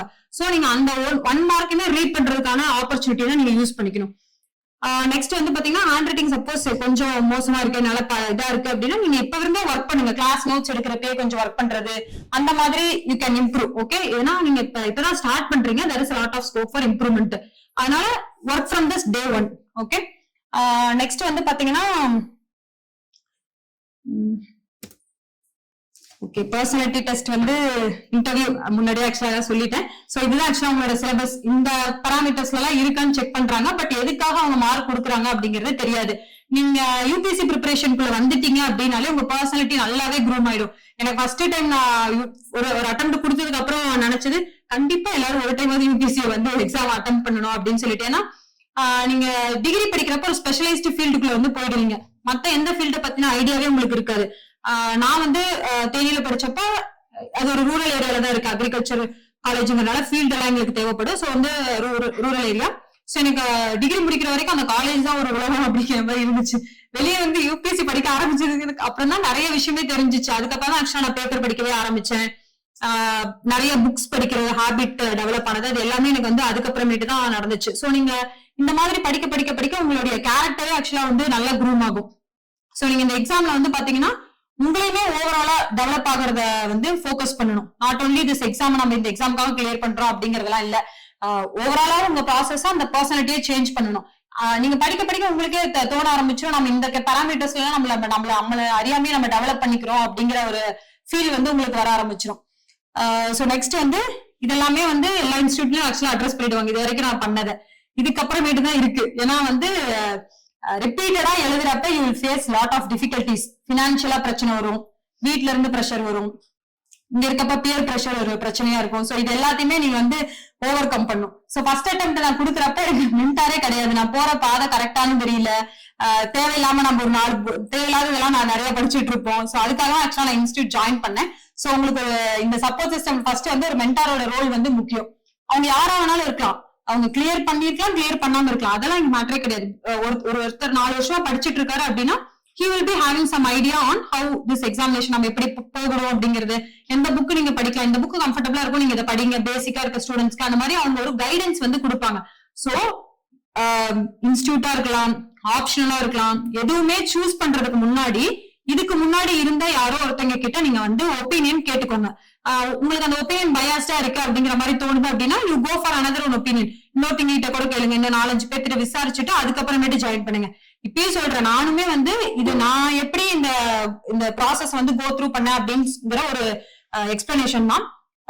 இதுல உங்களுக்கு எது ரேஷனலா இருக்கோ அதை மட்டும் எடுத்துக்கோங்க. இதுல உங்களுக்கு ஏதாவது டிஃபரிங் ஒப்பீனியன் இருக்கு அப்படின்னா நீங்க உங்க சீனியர்ஸ் கிட்டயோ இல்ல உங்க ஃப்ரெண்ட்ஸ் கிட்டயோ இன்னொரு ஒப்பீனியன் கேட்டுட்டு அதுக்கப்புறமேட்டு யூ கேன் சூஸ். இப்ப வந்து டாப்பர் சொல்றதுதான் வேத வாக்கு அப்படி எல்லாம் கிடையாது. அவங்களுக்குமே எதனால கிளியர் ஆச்சு அப்படிங்கறது தெரியாது. இப்ப என்னோடதுமே வந்து பாத்தீங்கன்னா என் 3rd அட்டம்ப்ட்ல நான் எங்க இருந்து ஆரம்பிச்சு எங்க இருந்து முடிச்சேன் அப்படிலாம் எனக்கு கரெக்டா டிஃபைன் பண்ண தெரியாது. நான் இந்த 4 இயர்ஸா என்ன படிச்சேனோ அந்த அக்குமுலேட்டட் நாலேஜோட சக்சஸ் தான் இது.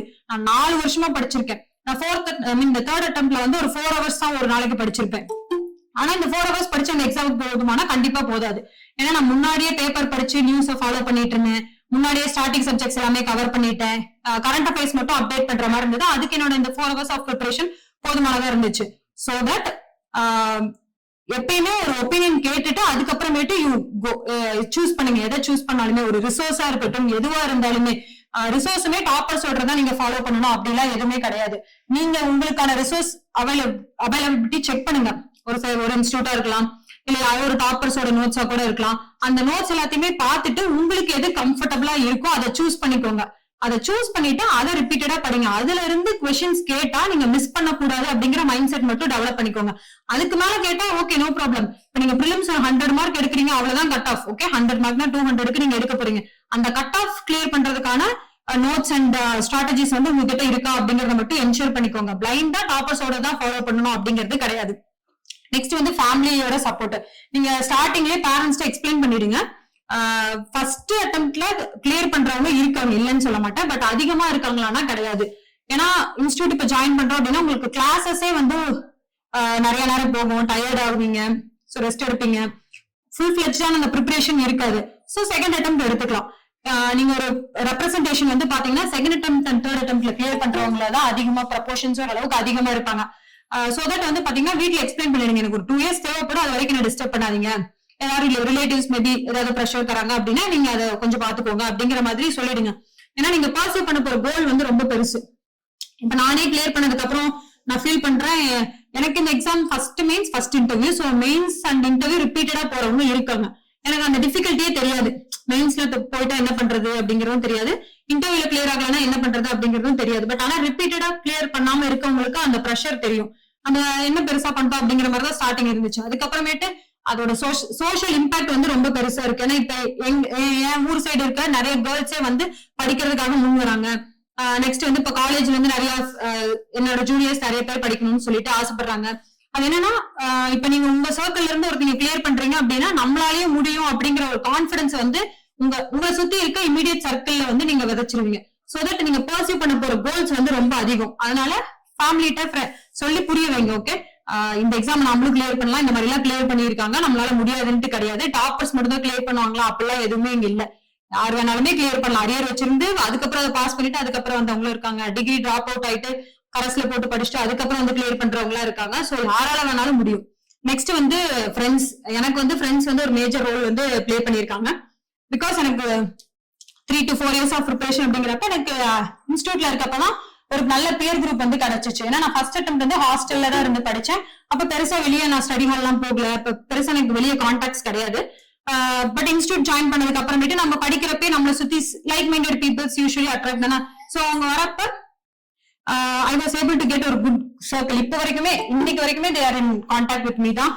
We used to study together. அதனால வந்து ஒரு நல்ல பியர் குரூப் வந்து கிரியேட் பண்ணிக்கோங்க. உங்களை சுத்தி இருக்கவங்க உங்களை என்கரேஜ் பண்ணும். நீங்க டிமோட்டிவேட்டடா இருக்கீங்க, இல்ல உங்களால படிக்க முடியல, இந்த ஃபீல்டு விட்டு போயிடலாம் அப்படிங்கிற தாட்ஸ் வரப்ப இல்ல உன்னால முடியும் அப்படின்னு சொல்லிட்டு என்கரேஜ் பண்ற மாதிரி. ஏன்னா ஒரு சில தடவை நம்ம பொட்டன்ஷியல் நம்மளாலேயே ரியலைஸ் பண்ண முடியாது. பட் வெளியே இருந்து பாக்குறவங்களுக்கு தெரியும், ஓ ஷி இஸ் வெரி குட், அவங்க நல்லா பண்றாங்க, இந்த ஆஸ்பெக்ட்ஸ் அவங்க நல்லா இருக்காங்க அப்படிங்கறத நம்ம சுத்தி இருக்கவங்க they will realize. சோ ஒரு நல்ல பியர் குரூப்பை நீங்க இன்ஸ்டியூட்ல இருக்கப்ப கிரியேட் பண்ணிக்கோங்க.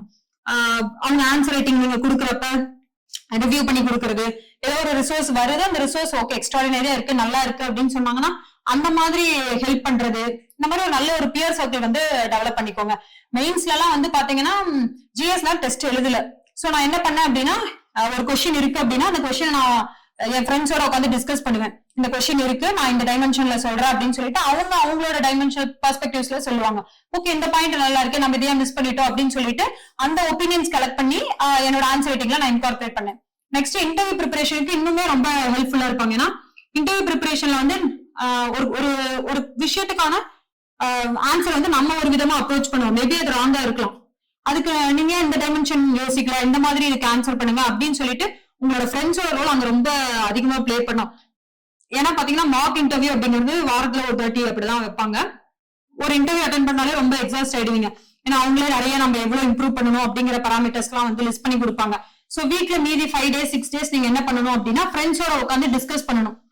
இந்த மாதிரி இஷ்யூஸ் இருக்கு, கரண்ட் அஃபேர்ஸ்ல இந்த மாதிரி இருக்கு, இதுக்கு என்ன ஸ்டாண்ட் நம்ம எடுக்கலாம். இப்ப தமிழ்நாடுனாலே இன் ஜெனரல் இந்த காவேரி டிஸ்பியூட் இருக்கும். அதுக்கப்புறம் நியூ எஜுகேஷன் பாலிசிக்கு நீங்க என்ன மாதிரி ஒப்பீனியன் டெவலப் பண்றீங்க அப்படிலாம் அந்த மாதிரி சில டெம்ப்ளேட்டான கொஸ்டின்ஸ் எல்லாம் இருக்கும். சோ அதுக்கெல்லாம் நம்ம டிஸ்கஸ் பண்றதுக்கு ஒரு பியர் குரூப் கண்டிப்பா வந்து தேவைப்படும். சோ நீங்க இன்ஸ்டிடியூட்ல படிக்கிறப்பயே ஒரு நல்ல ஆப்பர்ச்சுனிட்டியா எடுத்துட்டு ஒரு நல்ல சர்க்கிள் உங்களை சுத்தி ஒரு நல்ல சர்க்கிள் வந்து டெவலப் பண்ணிக்கிறது ரொம்ப நல்லது. நெக்ஸ்ட் வந்து ரீசெண்டா நான் முதல்வன் ஸ்கீம் எல்லாருமே கேள்விப்பட்டிருப்பீங்கன்னு நினைக்கிறேன். சோ அது வந்து நான் 2 years நான் முதல்வன் ஸ்கீமோட beneficiary. So first attempt clear ஆகல, அப்புறம் செகண்ட் அட்டெம்ப்ட் இன்ஸ்டியூட்ல படிச்சேன். நெக்ஸ்ட் வந்து பாத்தீங்கன்னா செகண்ட் அட்டெம்ப்ட் எனக்கு கிளியர் ஆகல. அப்பதான் வந்து ஆக்சுவலா நான் முதல்வன் ஸ்கீம் வந்து வந்துச்சு. இது வரைக்கும் எந்த எக்ஸாமுமே நான் கிளியர் பண்ணது கிடையாது. நம்ம வந்து நம்ம தப்பான ஃபீல்டு சூஸ் பண்ணிட்டோம் அப்படின்னு ரொம்ப இன்செக்யூர்டான ஒரு ஃபீல்டுல இருக்கு நிலைமையில இருக்கப்பதான் இந்த ஸ்கீம் வந்துச்சு. இன்கம் சப்போர்ட் ஒரு ஸ்டைஃபண்ட் மாதிரி கொடுக்குறாங்க. 7,500 வந்து மந்த்லி யூஸ்ட் டு ப்ரொவைட். அந்த மானிட்டரி சப்போர்ட்டை விட ஃபர்ஸ்ட் டைம் நான் ஒரு எக்ஸாம் கிளியர் பண்ணிருக்கேன் அப்படிங்கிற ஒரு கான்பிடன்ஸ் எனக்கு ரொம்ப அடுத்த ப்ரிப்பரேஷனுக்கு ஒரு பெரிய புஷிங் ஃபேக்டரா இருந்துச்சு. ஏன்னா இப்ப நம்ம தமிழ்நாட்டுல மட்டும் இருக்க ஸ்டூடெண்ட்ஸ் தான் எழுதுறாங்க. இவங்களுக்குள்ள நம்மளால கிளியர் பண்ண முடியுது, ஒரு 1000 ஸ்டூடெண்ட்ஸ்க்குள்ள நம்ம இந்த பொசிஷன்ல வந்திருக்கோம் அப்படின்னா இன்னும் கொஞ்சம் நம்ம எஃபோர்ட் போட்டோம்னா நம்ம வந்து பிரிலிம்ஸ் கிளியர் பண்ணலாம் அப்படிங்கிற ஒரு சப்போர்ட் வந்து எனக்கு கிடைச்சிச்சு. இப்ப நான் வந்து ஒன்லி எனக்கு மந்த்லி ஸ்டைஃபண்ட் சப்போர்ட் மட்டும் தான் கிடைச்சிச்சு. இங்க all India civil service coaching centre அப்படின்னு சொல்லிட்டு ஒண்ணு இருக்கு. அங்க வந்து பாத்தீங்கன்னா ரெசிடென்ஸ் கொடுப்பாங்க, அப்புறம் ஃபுட்டும் ப்ரொவைட் அண்ட் கிளாஸஸ் கொடுத்து டெஸ்ட் சீரிஸ் எல்லாமே ப்ரொவைட் பண்ணி ஸ்டூடெண்ட்ஸ் வந்து அதுக்கப்புறம் சப்போர்ட் பண்ணுவாங்க. ஏன்னா இப்போ ஒரு சில பேருக்கு கொஞ்ச நாள் ஆக வீட்டுல பினான்சியல் சப்போர்ட் கன்ஸ்டன்டா இருக்கும், வீட்டுல சப்போர்ட் பண்ண மாட்டேன் அப்படின்னு கூட சொல்லுவாங்க. சோ அந்த மாதிரி ஸ்டூடெண்ட்லாம் அவங்களே நின்று ஃபீல்டுல திருப்பி கண்டினியூஸ் ப்ரிப்பரேஷனுக்கு எனக்கு அந்த ஸ்கீம் ரொம்ப ஹெல்ப்ஃபுல்லா இருந்துச்சு. நாட் ஓன்லி பிரிலிம்ஸ், மெயின்ஸுக்குமே அவங்க சப்போர்ட் பண்ணாங்க.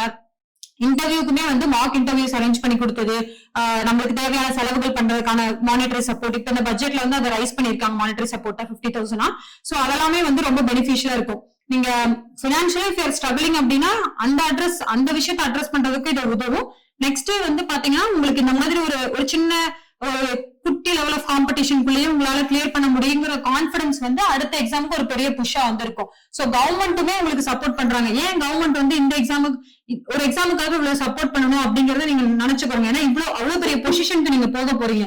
சோ கவர்மெண்ட்டுக்குமே அது தெரியுது. இந்த மாதிரி ஒரு ஹையர் கோல்ஸ் வந்து ஸ்டூடெண்ட்ஸ் பர்சியூ பண்ண போறாங்க, அதுக்கு நம்ம சப்போர்ட் பண்ணணும் அப்படிங்கிற ஒரு ஆம்பிஷன் கவர்மெண்ட்டுக்குமே இருக்கு. சோ எல்லாத்தையுமே யூட்டிலைஸ் பண்ணிக்கோங்க. கிடைக்கிற ஆப்பர்ச்சுனிட்டிஸ் எல்லாத்தையுமே யூஸ் பண்ணிட்டு எவ்வளவு சீக்கிரம் கிளியர் பண்ண முடியுதோ அவ்வளவு சீக்கிரம் கிளியர் பண்றது இஸ் வெரி குட்.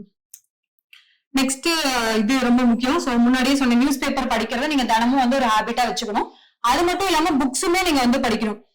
ஏன் அப்படின்னு பாத்தீங்கன்னா ஒரு நேரோ ஒப்பீனியன் கிரியேட் ஆயிடும். நீங்க படிக்க ஒரே நியூஸ் பேப்பர் படிக்கிறீங்கன்னு வைங்களேன், அந்த நியூஸ் பேப்பர் ஒரு விஷயத்தை எப்படி அட்ரஸ் பண்றாங்களோ அதுதான் உங்க ஒப்பீனியனா வந்து சேஞ்ச் மாறும். அப்படி இல்லாம கொஞ்சம் டைவர்சிஃபைடா வச்சுக்கிட்டு அதுக்கப்புறம் நீங்க ரேஷனலா முடிவு பண்ணணும். இந்த விஷயம் அவங்க சொல்றாங்க, இது தப்பா இருக்கு, இது இந்த மாதிரி இருக்கு அப்படின்னு சொல்லிட்டு நீங்களே யோசிக்கணும். இந்த கிரிட்டிக்கல் திங்கிங் ஹேபிட்டை ரொம்ப டெவலப் பண்றதுக்கு நியூஸ் பேப்பர்ஸ் அண்ட் புக்ஸ் வந்து ரொம்ப முக்கியமா இருக்கும். Next is communication skills. Communication அப்படிங்கிறப்ப போத் ரிட்டன் அண்ட் ஸ்பீக்கிங் ரெண்டுமே வந்து சொல்றேன் நீங்க வந்து டெவலப் பண்றது ரொம்ப மஸ்ட். ஏன் அப்படின்னு பாத்தீங்கன்னா இப்ப மேபி நிறைய பேருக்கு ஸ்டேஜ் ஏறி பேசுறது வந்து ஒரு ஃபியரா இருக்கலாம். பட் ஆனா நீங்க என்ன ஆகணும்னு நினைக்கிறீங்க, கலெக்டர் ஆகணும்னு நினைக்கிறீங்க, இல்ல நீங்க ஒரு மேபி ஒரு ஐபிஎஸ் ஆகணும்னு நினைக்கலாம். ஒரு கிரௌட் அப்ப நீங்க மேனேஜ் பண்ற சிச்சுவேஷன் வரும், ஒரு large gathering of people address பண்றதுக்கான ஒரு சிச்சுவேஷன்ஸ் உங்களுக்கு கண்டிப்பா வரும். சோ அந்த டைம்ல எனக்கு பேசுறதுக்கு தயக்கமா இருக்கு அப்படின்னு நீங்க ஹெசிடேட் பண்ணா இட் இஸ் நாட் குட். அந்த ரோல்ல நீங்க அந்த விஷயத்த பிளே பண்ணணும் அப்படிங்கிற ஒரு இது இருக்கு. நம்ம அந்த ரோல் பிளே பண்ணுங்கிற ஒரு கண்டிப்பான ஒரு விஷயம் இருக்கு. சோ தட் வந்து நீங்க இந்த கம்யூனிகேஷன் ஸ்கில்ஸ் வந்து நல்லா டெவலப் பண்ணிக்கோங்க. ஸ்பீக்கிங் ஆஸ்பெக்ட்ஸ்ல இதை சொல்றேன். ரிட்டன் ஏன் சொல்றேன் அப்படின்னா நீங்க உள்ள போயிட்டீங்க அப்படின்னா உங்க சுப்பீரியர் கூட கம்யூனிகேட் பண்றதுக்கு, உங்க ஜூனியர்ஸ் கூட கம்யூனிகேட் பண்றதுக்கு, அது எல்லாத்துக்குமே வந்து ரிட்டர்ன் கம்யூனிகேஷன் ரொம்ப ஹெல்ப்ஃபுல்லா இருக்கும். அதை விட உங்களுக்கு இந்த எக்ஸாமினேஷன்ல வந்து மெயின்ஸ் ஆன்சர் ரைட்டிங் எழுதுறதுக்கு ரிட்டர்ன் நல்லா இருந்தா மட்டும்தான் உங்களுக்கு நல்ல ஒப்பீனியன் இருக்கும். ஒரு விஷயத்த பத்தி நல்லா நீங்க உங்க ஃப்ரெண்ட்ஸ் கேட்கறப்ப நல்லா எக்ஸ்பிளைன் பண்ணுவீங்க. பட் ஆனா உங்களுக்கு அது கன்வே பண்ண தெரியணும் ஆன்சர் ரைட்டிங்ல. அந்த எவாலுவேட்டருக்கு புரியுற மாதிரி உங்களுக்கு சொல்ல தெரிஞ்சா மட்டும்தான் நீங்க அவங்களை புரிய வச்சு உங்களுக்கான மார்க் நீங்க வாங்க முடியும். சோ ரிட்டன் பிராக்டிஸுமே எடுத்துக்கோங்க. இன்னொன்னு வந்து நான் ஃபர்ஸ்ட் செல்ஃப் ப்ரிப்பேர் பண்றப்ப கரண்ட் அஃபேர்ஸ் வந்து தினமும் நியூஸ் பேப்பர் படிச்சு நோட்ஸ் எடுக்கிற ஹாபிட் வந்து இருந்துச்சு. பட் எனக்கு என்ன ஃபீல் ஆச்சுன்னா நான் கடைசியில எக்ஸாமுக்கு முன்னாடி என்னால எல்லா நோட்டுமே ரிவிஷன் பண்ண முடியல. டைம் ரொம்ப கன்சியூம் ஆகுற மாதிரி இருந்துச்சு. ஏன்னா நீங்க ஃபர்ஸ்ட் டைம் ஃப்ரெஷ்ஷா படிக்கிறீங்க அப்படின்னா எல்லாமே புதுசா இருக்கும் உங்களுக்கு. எது முக்கியமான பாயிண்ட், எது வந்து ரிப்பீட்டடா கொஸ்டின்ஸ்ல கேட்டுக்கிட்டே இருக்காங்க அப்படிங்கறத உங்களால ஐடென்டிஃபை பண்ணவே முடியாது.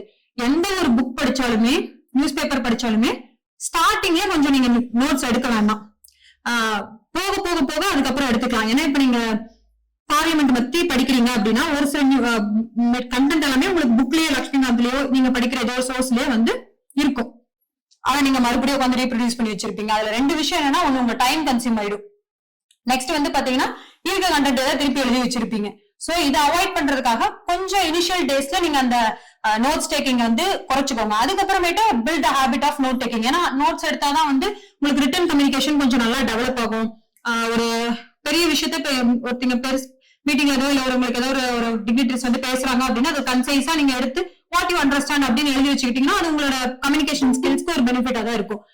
சோ தட் வந்து பாத்தீங்கன்னா build this habit of taking notes only at later stage. இனிஷியலா ஆரம்பிக்க வேண்டாம். ஏன்னா நான் நிறைய நோட்ஸ் நிறைய எழுதியிருக்கேன். எனக்கு எழுத ரொம்ப பிடிக்கும். சோ தட் ரொம்ப எழுதிட்டு பட் ஐ ஃபெல்ட் திஸ், இது வந்து நம்ம டைம் தான் அதிகமா கன்சியூம் பண்ணுது அப்படிங்கறத நான் ரொம்ப ஃபீல் பண்ணேன். சோ தட் அதை கொஞ்சம் டிலே பண்ணிக்கோங்க. Okay, next technology. ஓகே, இது வந்து ரொம்ப மேஜர் ரோல் பிளே பண்ணிருக்கேன். ஏன்னா ஃபர்ஸ்ட் வந்து எல்லாத்துக்குமே நீங்களே கேள்விப்பட்டிருப்பீங்க, யூபிஎஸ்சி படிக்கிறேன்னு சொன்னது டெல்லி போய் ஜாயின் பண்ணிக்கிறியா அப்படின்னு சொல்லி கேட்டிருப்பாங்க.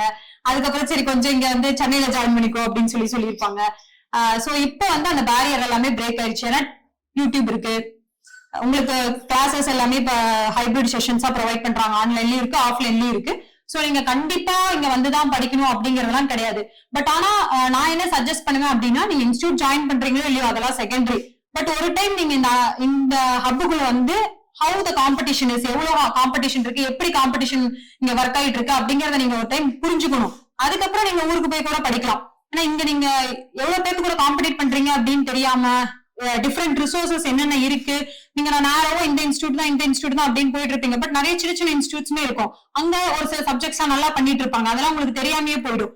உங்க ஃப்ரெண்ட்ஸ் மேபி சஜஸ்ட் பண்ணுவாங்க. அப்ப நீங்களே சர்ச் பண்ணி பார்த்து ஓகே இதாமா இது நல்லா தான் இருக்கு அப்படின்னு சொல்லிட்டு நீங்களே ஒரு ஒப்பீனியன் கிரியேட் பண்ணுவீங்க. சோ ஃபர்ஸ்ட் வந்து ஒரு எக்ஸ்போஸ் ஆயிக்கோங்க. ஹவு காம்படிஷன் எவ்வளவு இருக்கு அப்படிங்கிற மாதிரி நீங்க எக்ஸ்போஸ் ஆயிட்டு அதுக்கப்புறமேட்டு கூட நீங்க உங்களோட வீட்ல இருந்து கூட படிக்கலாம். நிறைய இப்ப வெப்சைட்ஸ் ஆன்லைன்லயே வந்து பேப்பர்ஸ் அவைலபிலிட்டி, பேப்பர்ஸ்மே ஆன்லைன்ல வர ஆரம்பிச்சிருச்சு. கிளாஸஸ் கொடுக்குறாங்க, ஹைபிரிட்ல கொடுக்குறாங்க, யூடியூப்ல செஷன்ஸ், ஃப்ரீ செஷன்ஸ் கண்டக்ட் பண்றாங்க. அது எல்லாத்தையுமே பாருங்க. உங்களுக்கு ஒரு விஷயம் வந்து புரியல அப்படின்னா just go for YouTube.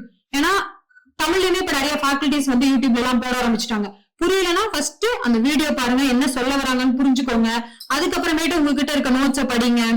So that உங்களுக்கு வந்து அது ரொம்ப ஈஸியா இருக்கும். சோ டெக்னாலஜியை ரெண்டு விதமா யூஸ் பண்ணிக்கலாம். ஒண்ணு இப்ப நம்ம நிறைய படிக்கிறப்ப டூம் ஸ்க்ரோலிங் நிறைய பண்ணுவோம். நானுமே எனக்குமே இந்த ஹேபிட்ல இருந்தது. டூம் ஸ்க்ரோலிங் நிறைய பண்ணிட்டு இருப்பேன்.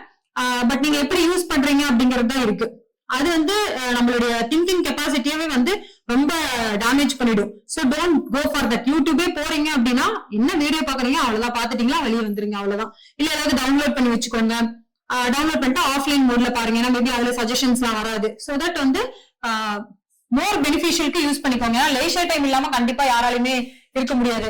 ஏதாவது ஒரு ஹாபிஸ், யூபிஎஸ்சில இன்டர்வியூ அப்ப ஹாபிஸ் அந்த இது இருக்கும், ஒரு காலம் இருக்கும். ஏன்னா அது வந்து நம்ம ஃப்ரீ டைம்ல நம்ம எப்படி நம்மள பாத்துக்கிறோம் அப்படிங்கறதுமே வந்து நம்ம பர்சனாலிட்டி ரிஃப்ளெக்ட் பண்றதுதான். சோ அந்த ஹாபிஸை நீங்க இப்ப இருந்தே கூட டெவலப் பண்ணிக்கலாம். அது புக் ரீடிங் ஹாபிட்டா கூட இருக்கலாம். ஒரு சில பேர் ஜாகிங் போடுவாங்க, வேற ஏதாவது ஸ்போர்ட்ஸ் ஆக்டிவிட்டிஸ் போடுவாங்க, குக்கிங் போடுவாங்க. சோ நீங்களுமே அந்த ஹாபிஸ உங்களோட ஃப்ரீ டைம்ல வச்சுக்கோங்க. அந்த டைம்ல நீங்க வந்து யூடியூப் ஷார்ட்ஸ் பாக்குறது அந்த மாதிரி பார்த்து உங்களுடைய திங்கிங் கெப்பாசிட்டி வந்து டேமேஜ் பண்ணிக்காதீங்க. ஓகே, நெக்ஸ்ட் வந்து இந்த எக்ஸாமுக்கு வந்து முக்கியமான விஷயம் வந்து கோல். நீங்க கோல் வந்து கண்டிப்பா பிக்ஸ் பண்ணணும்.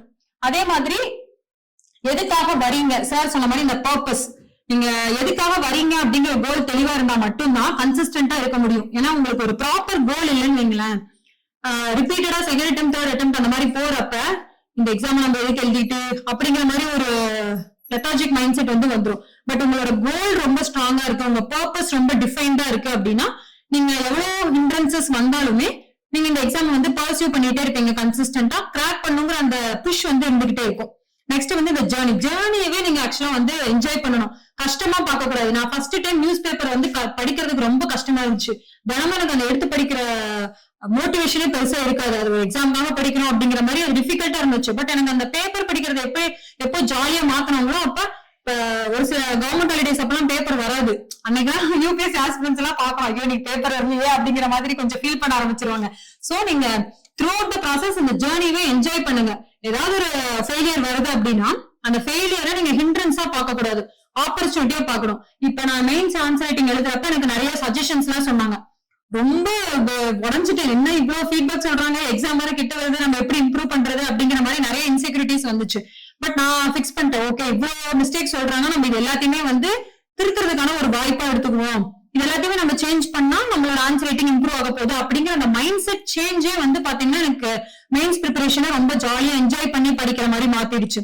நெக்ஸ்ட் வந்து டிலேடு கிராட்டிபிகேஷன் அப்படின்னா இன்ஸ்டன்டா ஒரு விஷயத்த நம்ம எடுத்து சந்தோஷம் அடையாம, இப்ப நம்ம யூடியூப் ரீல்ஸ் பார்த்தோம்னா உடனே நம்மளுக்கு ஒரு ஹாப்பினஸ் ஃபேக்டர் கிடைக்கும், அந்த ஹாப்பினஸ் ஃபேக்டர் இங்க சஸ்டெயின் பண்ண முடியாது. ஏன்னா 2 to 3 attempts அப்படிங்கிறப்ப உங்களுடைய அந்த கோல் அக்கம்ப்ளிஷ் பண்றதை நீங்க கொஞ்சம் பின்னாடி வந்தாலும் பரவாயில்ல, நான் வந்து இதை அக்செப்ட் பண்ணிக்கிறேன் அப்படிங்கிற அந்த மைண்ட் செட் டெவலப் பண்ணிக்கிட்டீங்க அப்படின்னா இந்த ப்ராசஸும் ஜாலியா இருக்கும், you will also able to achieve your goals, அதுவுமே உங்களால பண்ண முடியும்.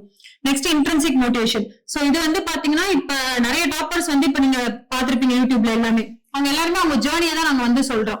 இதுல இருந்து நாங்க எப்படி எங்களுடைய ஹிண்ட்ரன்சஸ ஓவர் கம் பண்ணோம் அப்படிங்கிற அந்த ஆஸ்பெக்ட் மட்டும் நீங்க எடுத்துக்கோங்க. மோட்டிவேஷன்ங்கிறது இப்ப நாங்க பேசலாம், பட் ஆனா நீங்க இந்த ரூம் விட்டு போனதுமே உங்களுக்கு வந்து அந்த மோட்டிவேஷன் குறைஞ்சிடலாம், அந்த மோட்டிவேஷன் சஸ்டெயினே ஆகாது, அது வெளியே இருந்து யாரோ ஒருத்தங்க உங்களுக்கு கொடுக்குற மோட்டிவேஷன். இன்ட்ரென்சிக்கா நீங்க உங்களுக்குள்ளேயே ஒரு மோட்டிவேஷனை டெவலப் பண்ணிக்கணும். நீங்க டவுன் ஆகுறப்ப நீங்களே உங்களை புஷ் பண்ணணும், அதுக்குதான் கோலையும் பர்பஸையும் ஒழுங்கா செட் பண்ணணும் அப்படின்னு சொல்றோம். நீங்க அதை நல்லா டிஃபைன் பண்ணிட்டீங்க அப்படின்னா உங்களுக்கே படிக்கணும் அப்படிங்கிற ஒரு உந்து சக்தி வந்து வந்துடும். சோ இன்ட்ரென்சிக் மோட்டிவேஷனை டெவலப் பண்ணிக்கணும். நெக்ஸ்ட் கன்சிஸ்டன்சி இன் ப்ரிப்பரேஷன். நான் முன்னாடியே சொன்ன மாதிரி உங்களால ஒரு சில நாள் படிக்க முடியல அப்படின்னாலுமே அந்த பேப்பர் படிக்கிற ஹேபிட் தினமும் வச்சுக்கிட்டீங்க அப்படின்னா அதுதான் உங்களோட கன்சிஸ்டன்ட் ப்ரிப்பரேஷன். இப்ப என்னோட இந்த சக்சஸ்மே நான் 3rd அட்டெம்ப்ட்ல ஏதோ படிச்சு பாஸ் பண்ணிட்டேன் அப்படியெல்லாம் கிடையாது. 3 to 4 years ஆஃப் என்னோட கன்சிஸ்டன்ட் ப்ரிப்பரேஷனுடைய அவுட்கம் தான் இந்த எக்ஸாம் நான் கிளியர் பண்ணது. சோ கன்சிஸ்டன்சி இந்த எக்ஸாம்ல ரொம்ப முக்கியம்.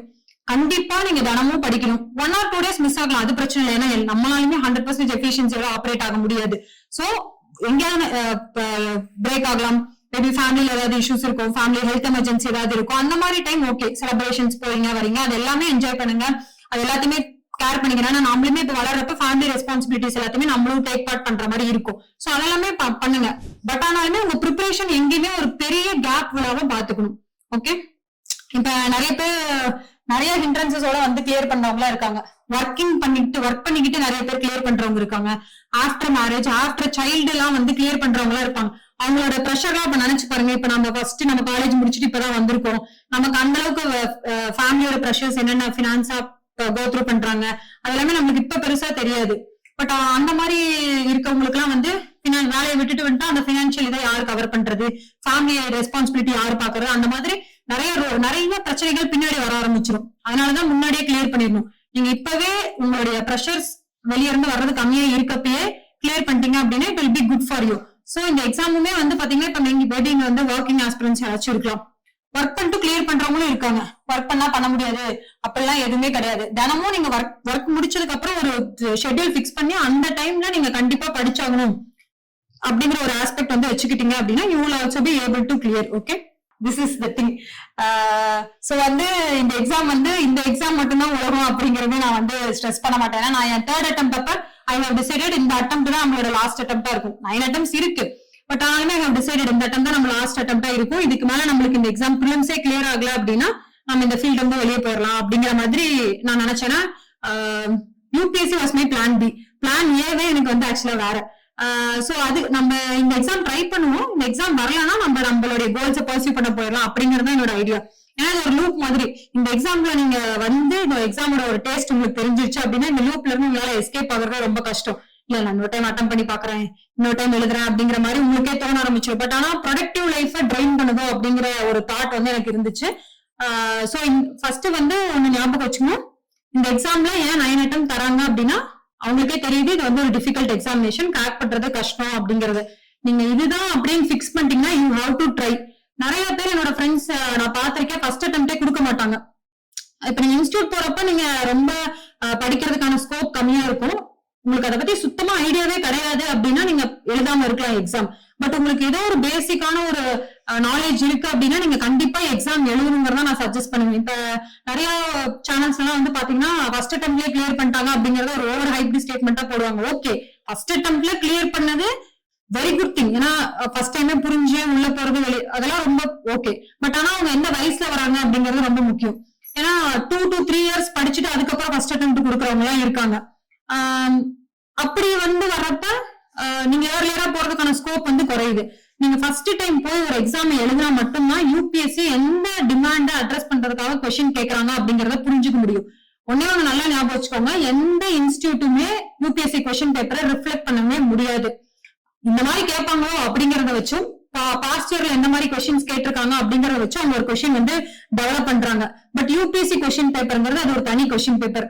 நீங்க அந்த கொஸ்டின் எழுதினா மட்டும்தான் உங்களுக்கு புரியும் என்ன மாதிரி யூபிஎஸ்சி கொஸ்டின் கேட்கறாங்க, அவங்க கேட்ட கொஸ்டினுக்கு நான் எப்படி பெர்ஃபார்ம் பண்றேன் அப்படிங்கிறது.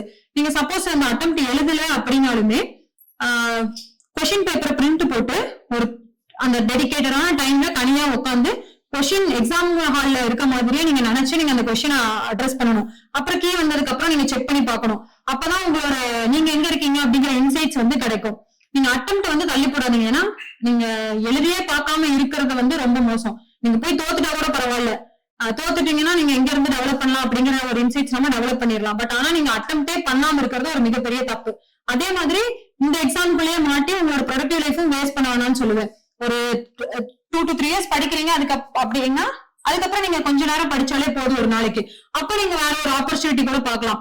இப்ப நான் வந்து 3 years எந்த கிளியரும் பண்ணல, சோ தட் வந்து நான் ஒன்லி ஃபுல் டைம் ப்ரிப்பரேஷன்ல தான் இருந்தேன். பட் ஆனா எனக்கு மெயின்ஸ் ரிசல்ட் கிளியர் ஆச்சு, அதுக்கப்புறம் எனக்கு அந்த சிஎம் ஃபெலோஷிப்மே வந்து கிளியரா இருந்தது. அப்ப நான் யோசிச்சேன், ஓகே நம்ம வந்து ப்ரிப்பரேஷன்லயே இருக்கோம், இவ்வளவு வருஷமா இருக்கிறதுனால என்னால ப்ரொடக்டிவா படிக்கவும் முடியல. ஃபர்ஸ்ட் எல்லாம் ஸ்டார்டிங்ல ஒரு 10 hours படிக்கிறோம் அப்படின்னா போக போக போக ஒரு 2 hours ஒரு 15 minutes ஒரே ஸ்ட்ரெச்ல உட்காந்து படிக்கிறது ரொம்ப டிஃபிகல்ட்டா மாறிடுச்சு. ஏன்னா 24 hours நம்ம கையில இருக்கு, நம்ம எப்ப வேணாலும் படிக்கலாம், நம்மள ஓவர் சைட் பண்றதுக்கு யாருமே இல்ல அப்படிங்கிற ஒரு மைண்ட் செட் வந்து வந்துருச்சு. சோ எனக்கு அதுக்கப்புறமேட்டு நான் என்ன பண்ணேன், சரி ஓகே அப்படின்னு சொல்லிட்டு நான் இந்த சிஎம் ஃபெலோஷிப் எடுத்துட்டு ஒர்க் பண்ணிட்டு இப்ப வந்து இன்டர்வியூ ப்ரிப்பரேஷன் நான் ஒர்க் பண்ணிக்கிட்டே பண்ற மாதிரி தான் இருந்துச்சு. சோ நீங்க ஒரு 3 to 4 years ஆகுது அப்படின்னா நீங்க வந்து வேற ஒரு ஆப்பர்ச்சுனிட்டியுமே டெவலப் பண்ணிக்கோங்க. ஏன்னா ஒரு பேக்கப் பிளான் கண்டிப்பா வந்து அவசியம். உங்க ஃபீல்டுலயே இருக்கலாம், இல்ல வேற government group 2, group 4, group 2A எந்த எக்ஸாம் வேணாலும் இருக்கலாம். இப்ப குரூப் 1 ஆஸ்பிரன்ஸே நிறைய பேர் வந்து யூபிஎஸ்சி என் ஃப்ரெண்ட்ஸே வந்து நிறைய பேர் எழுதியிருக்காங்க.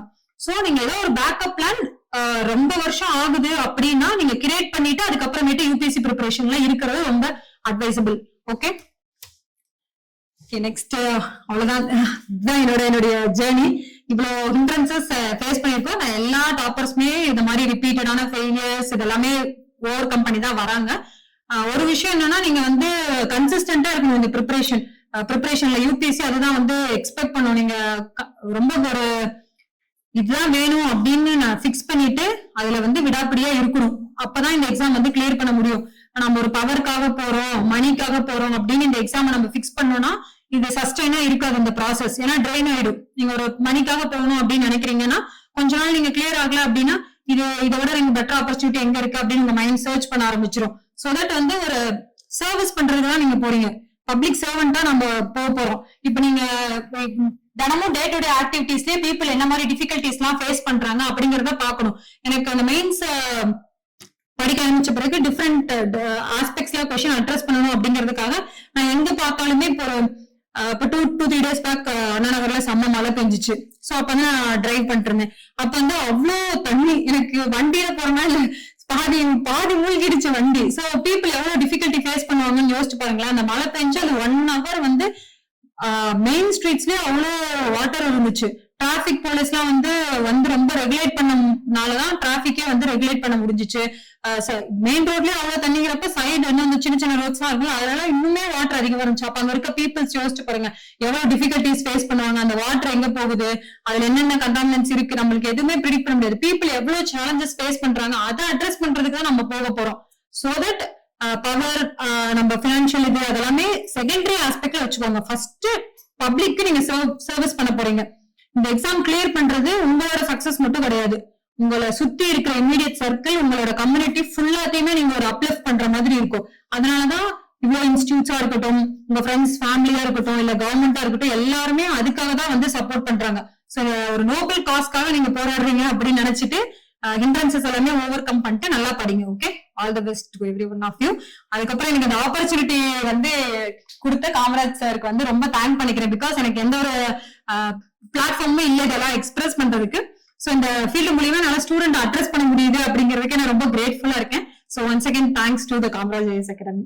Thank you sir. Thank you. Hello. Thank you, Rosika. Thank you so much, for sir. your valuable time. Despite your busy schedule, இவங்க இது மட்டும் கிடையாது. She has already been selected to CM fellowship. அந்த அரசு ஏற்கனவே அவங்க சர்வீஸ் ஆரம்பிச்சிட்டாங்க. So அந்த despite her busy schedule, she agreed to come here for our students. So thank you. And I hope online students-க்கும் உங்களுக்கும் ஒரு பயனுள்ள அமைஞ்சு நினைக்கிறேன். So once again thank you. Thank So you give so her much, a big hand.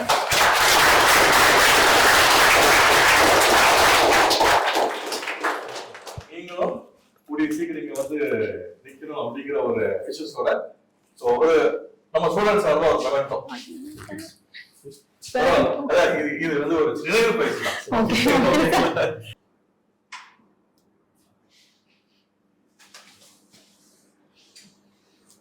படிக்கிறது ஈஸிமா, அதுக்கப்புறம் ஜெயிச்சு photo post கொடுக்கறது கஷ்டமான விஷயம். Thank you, sir.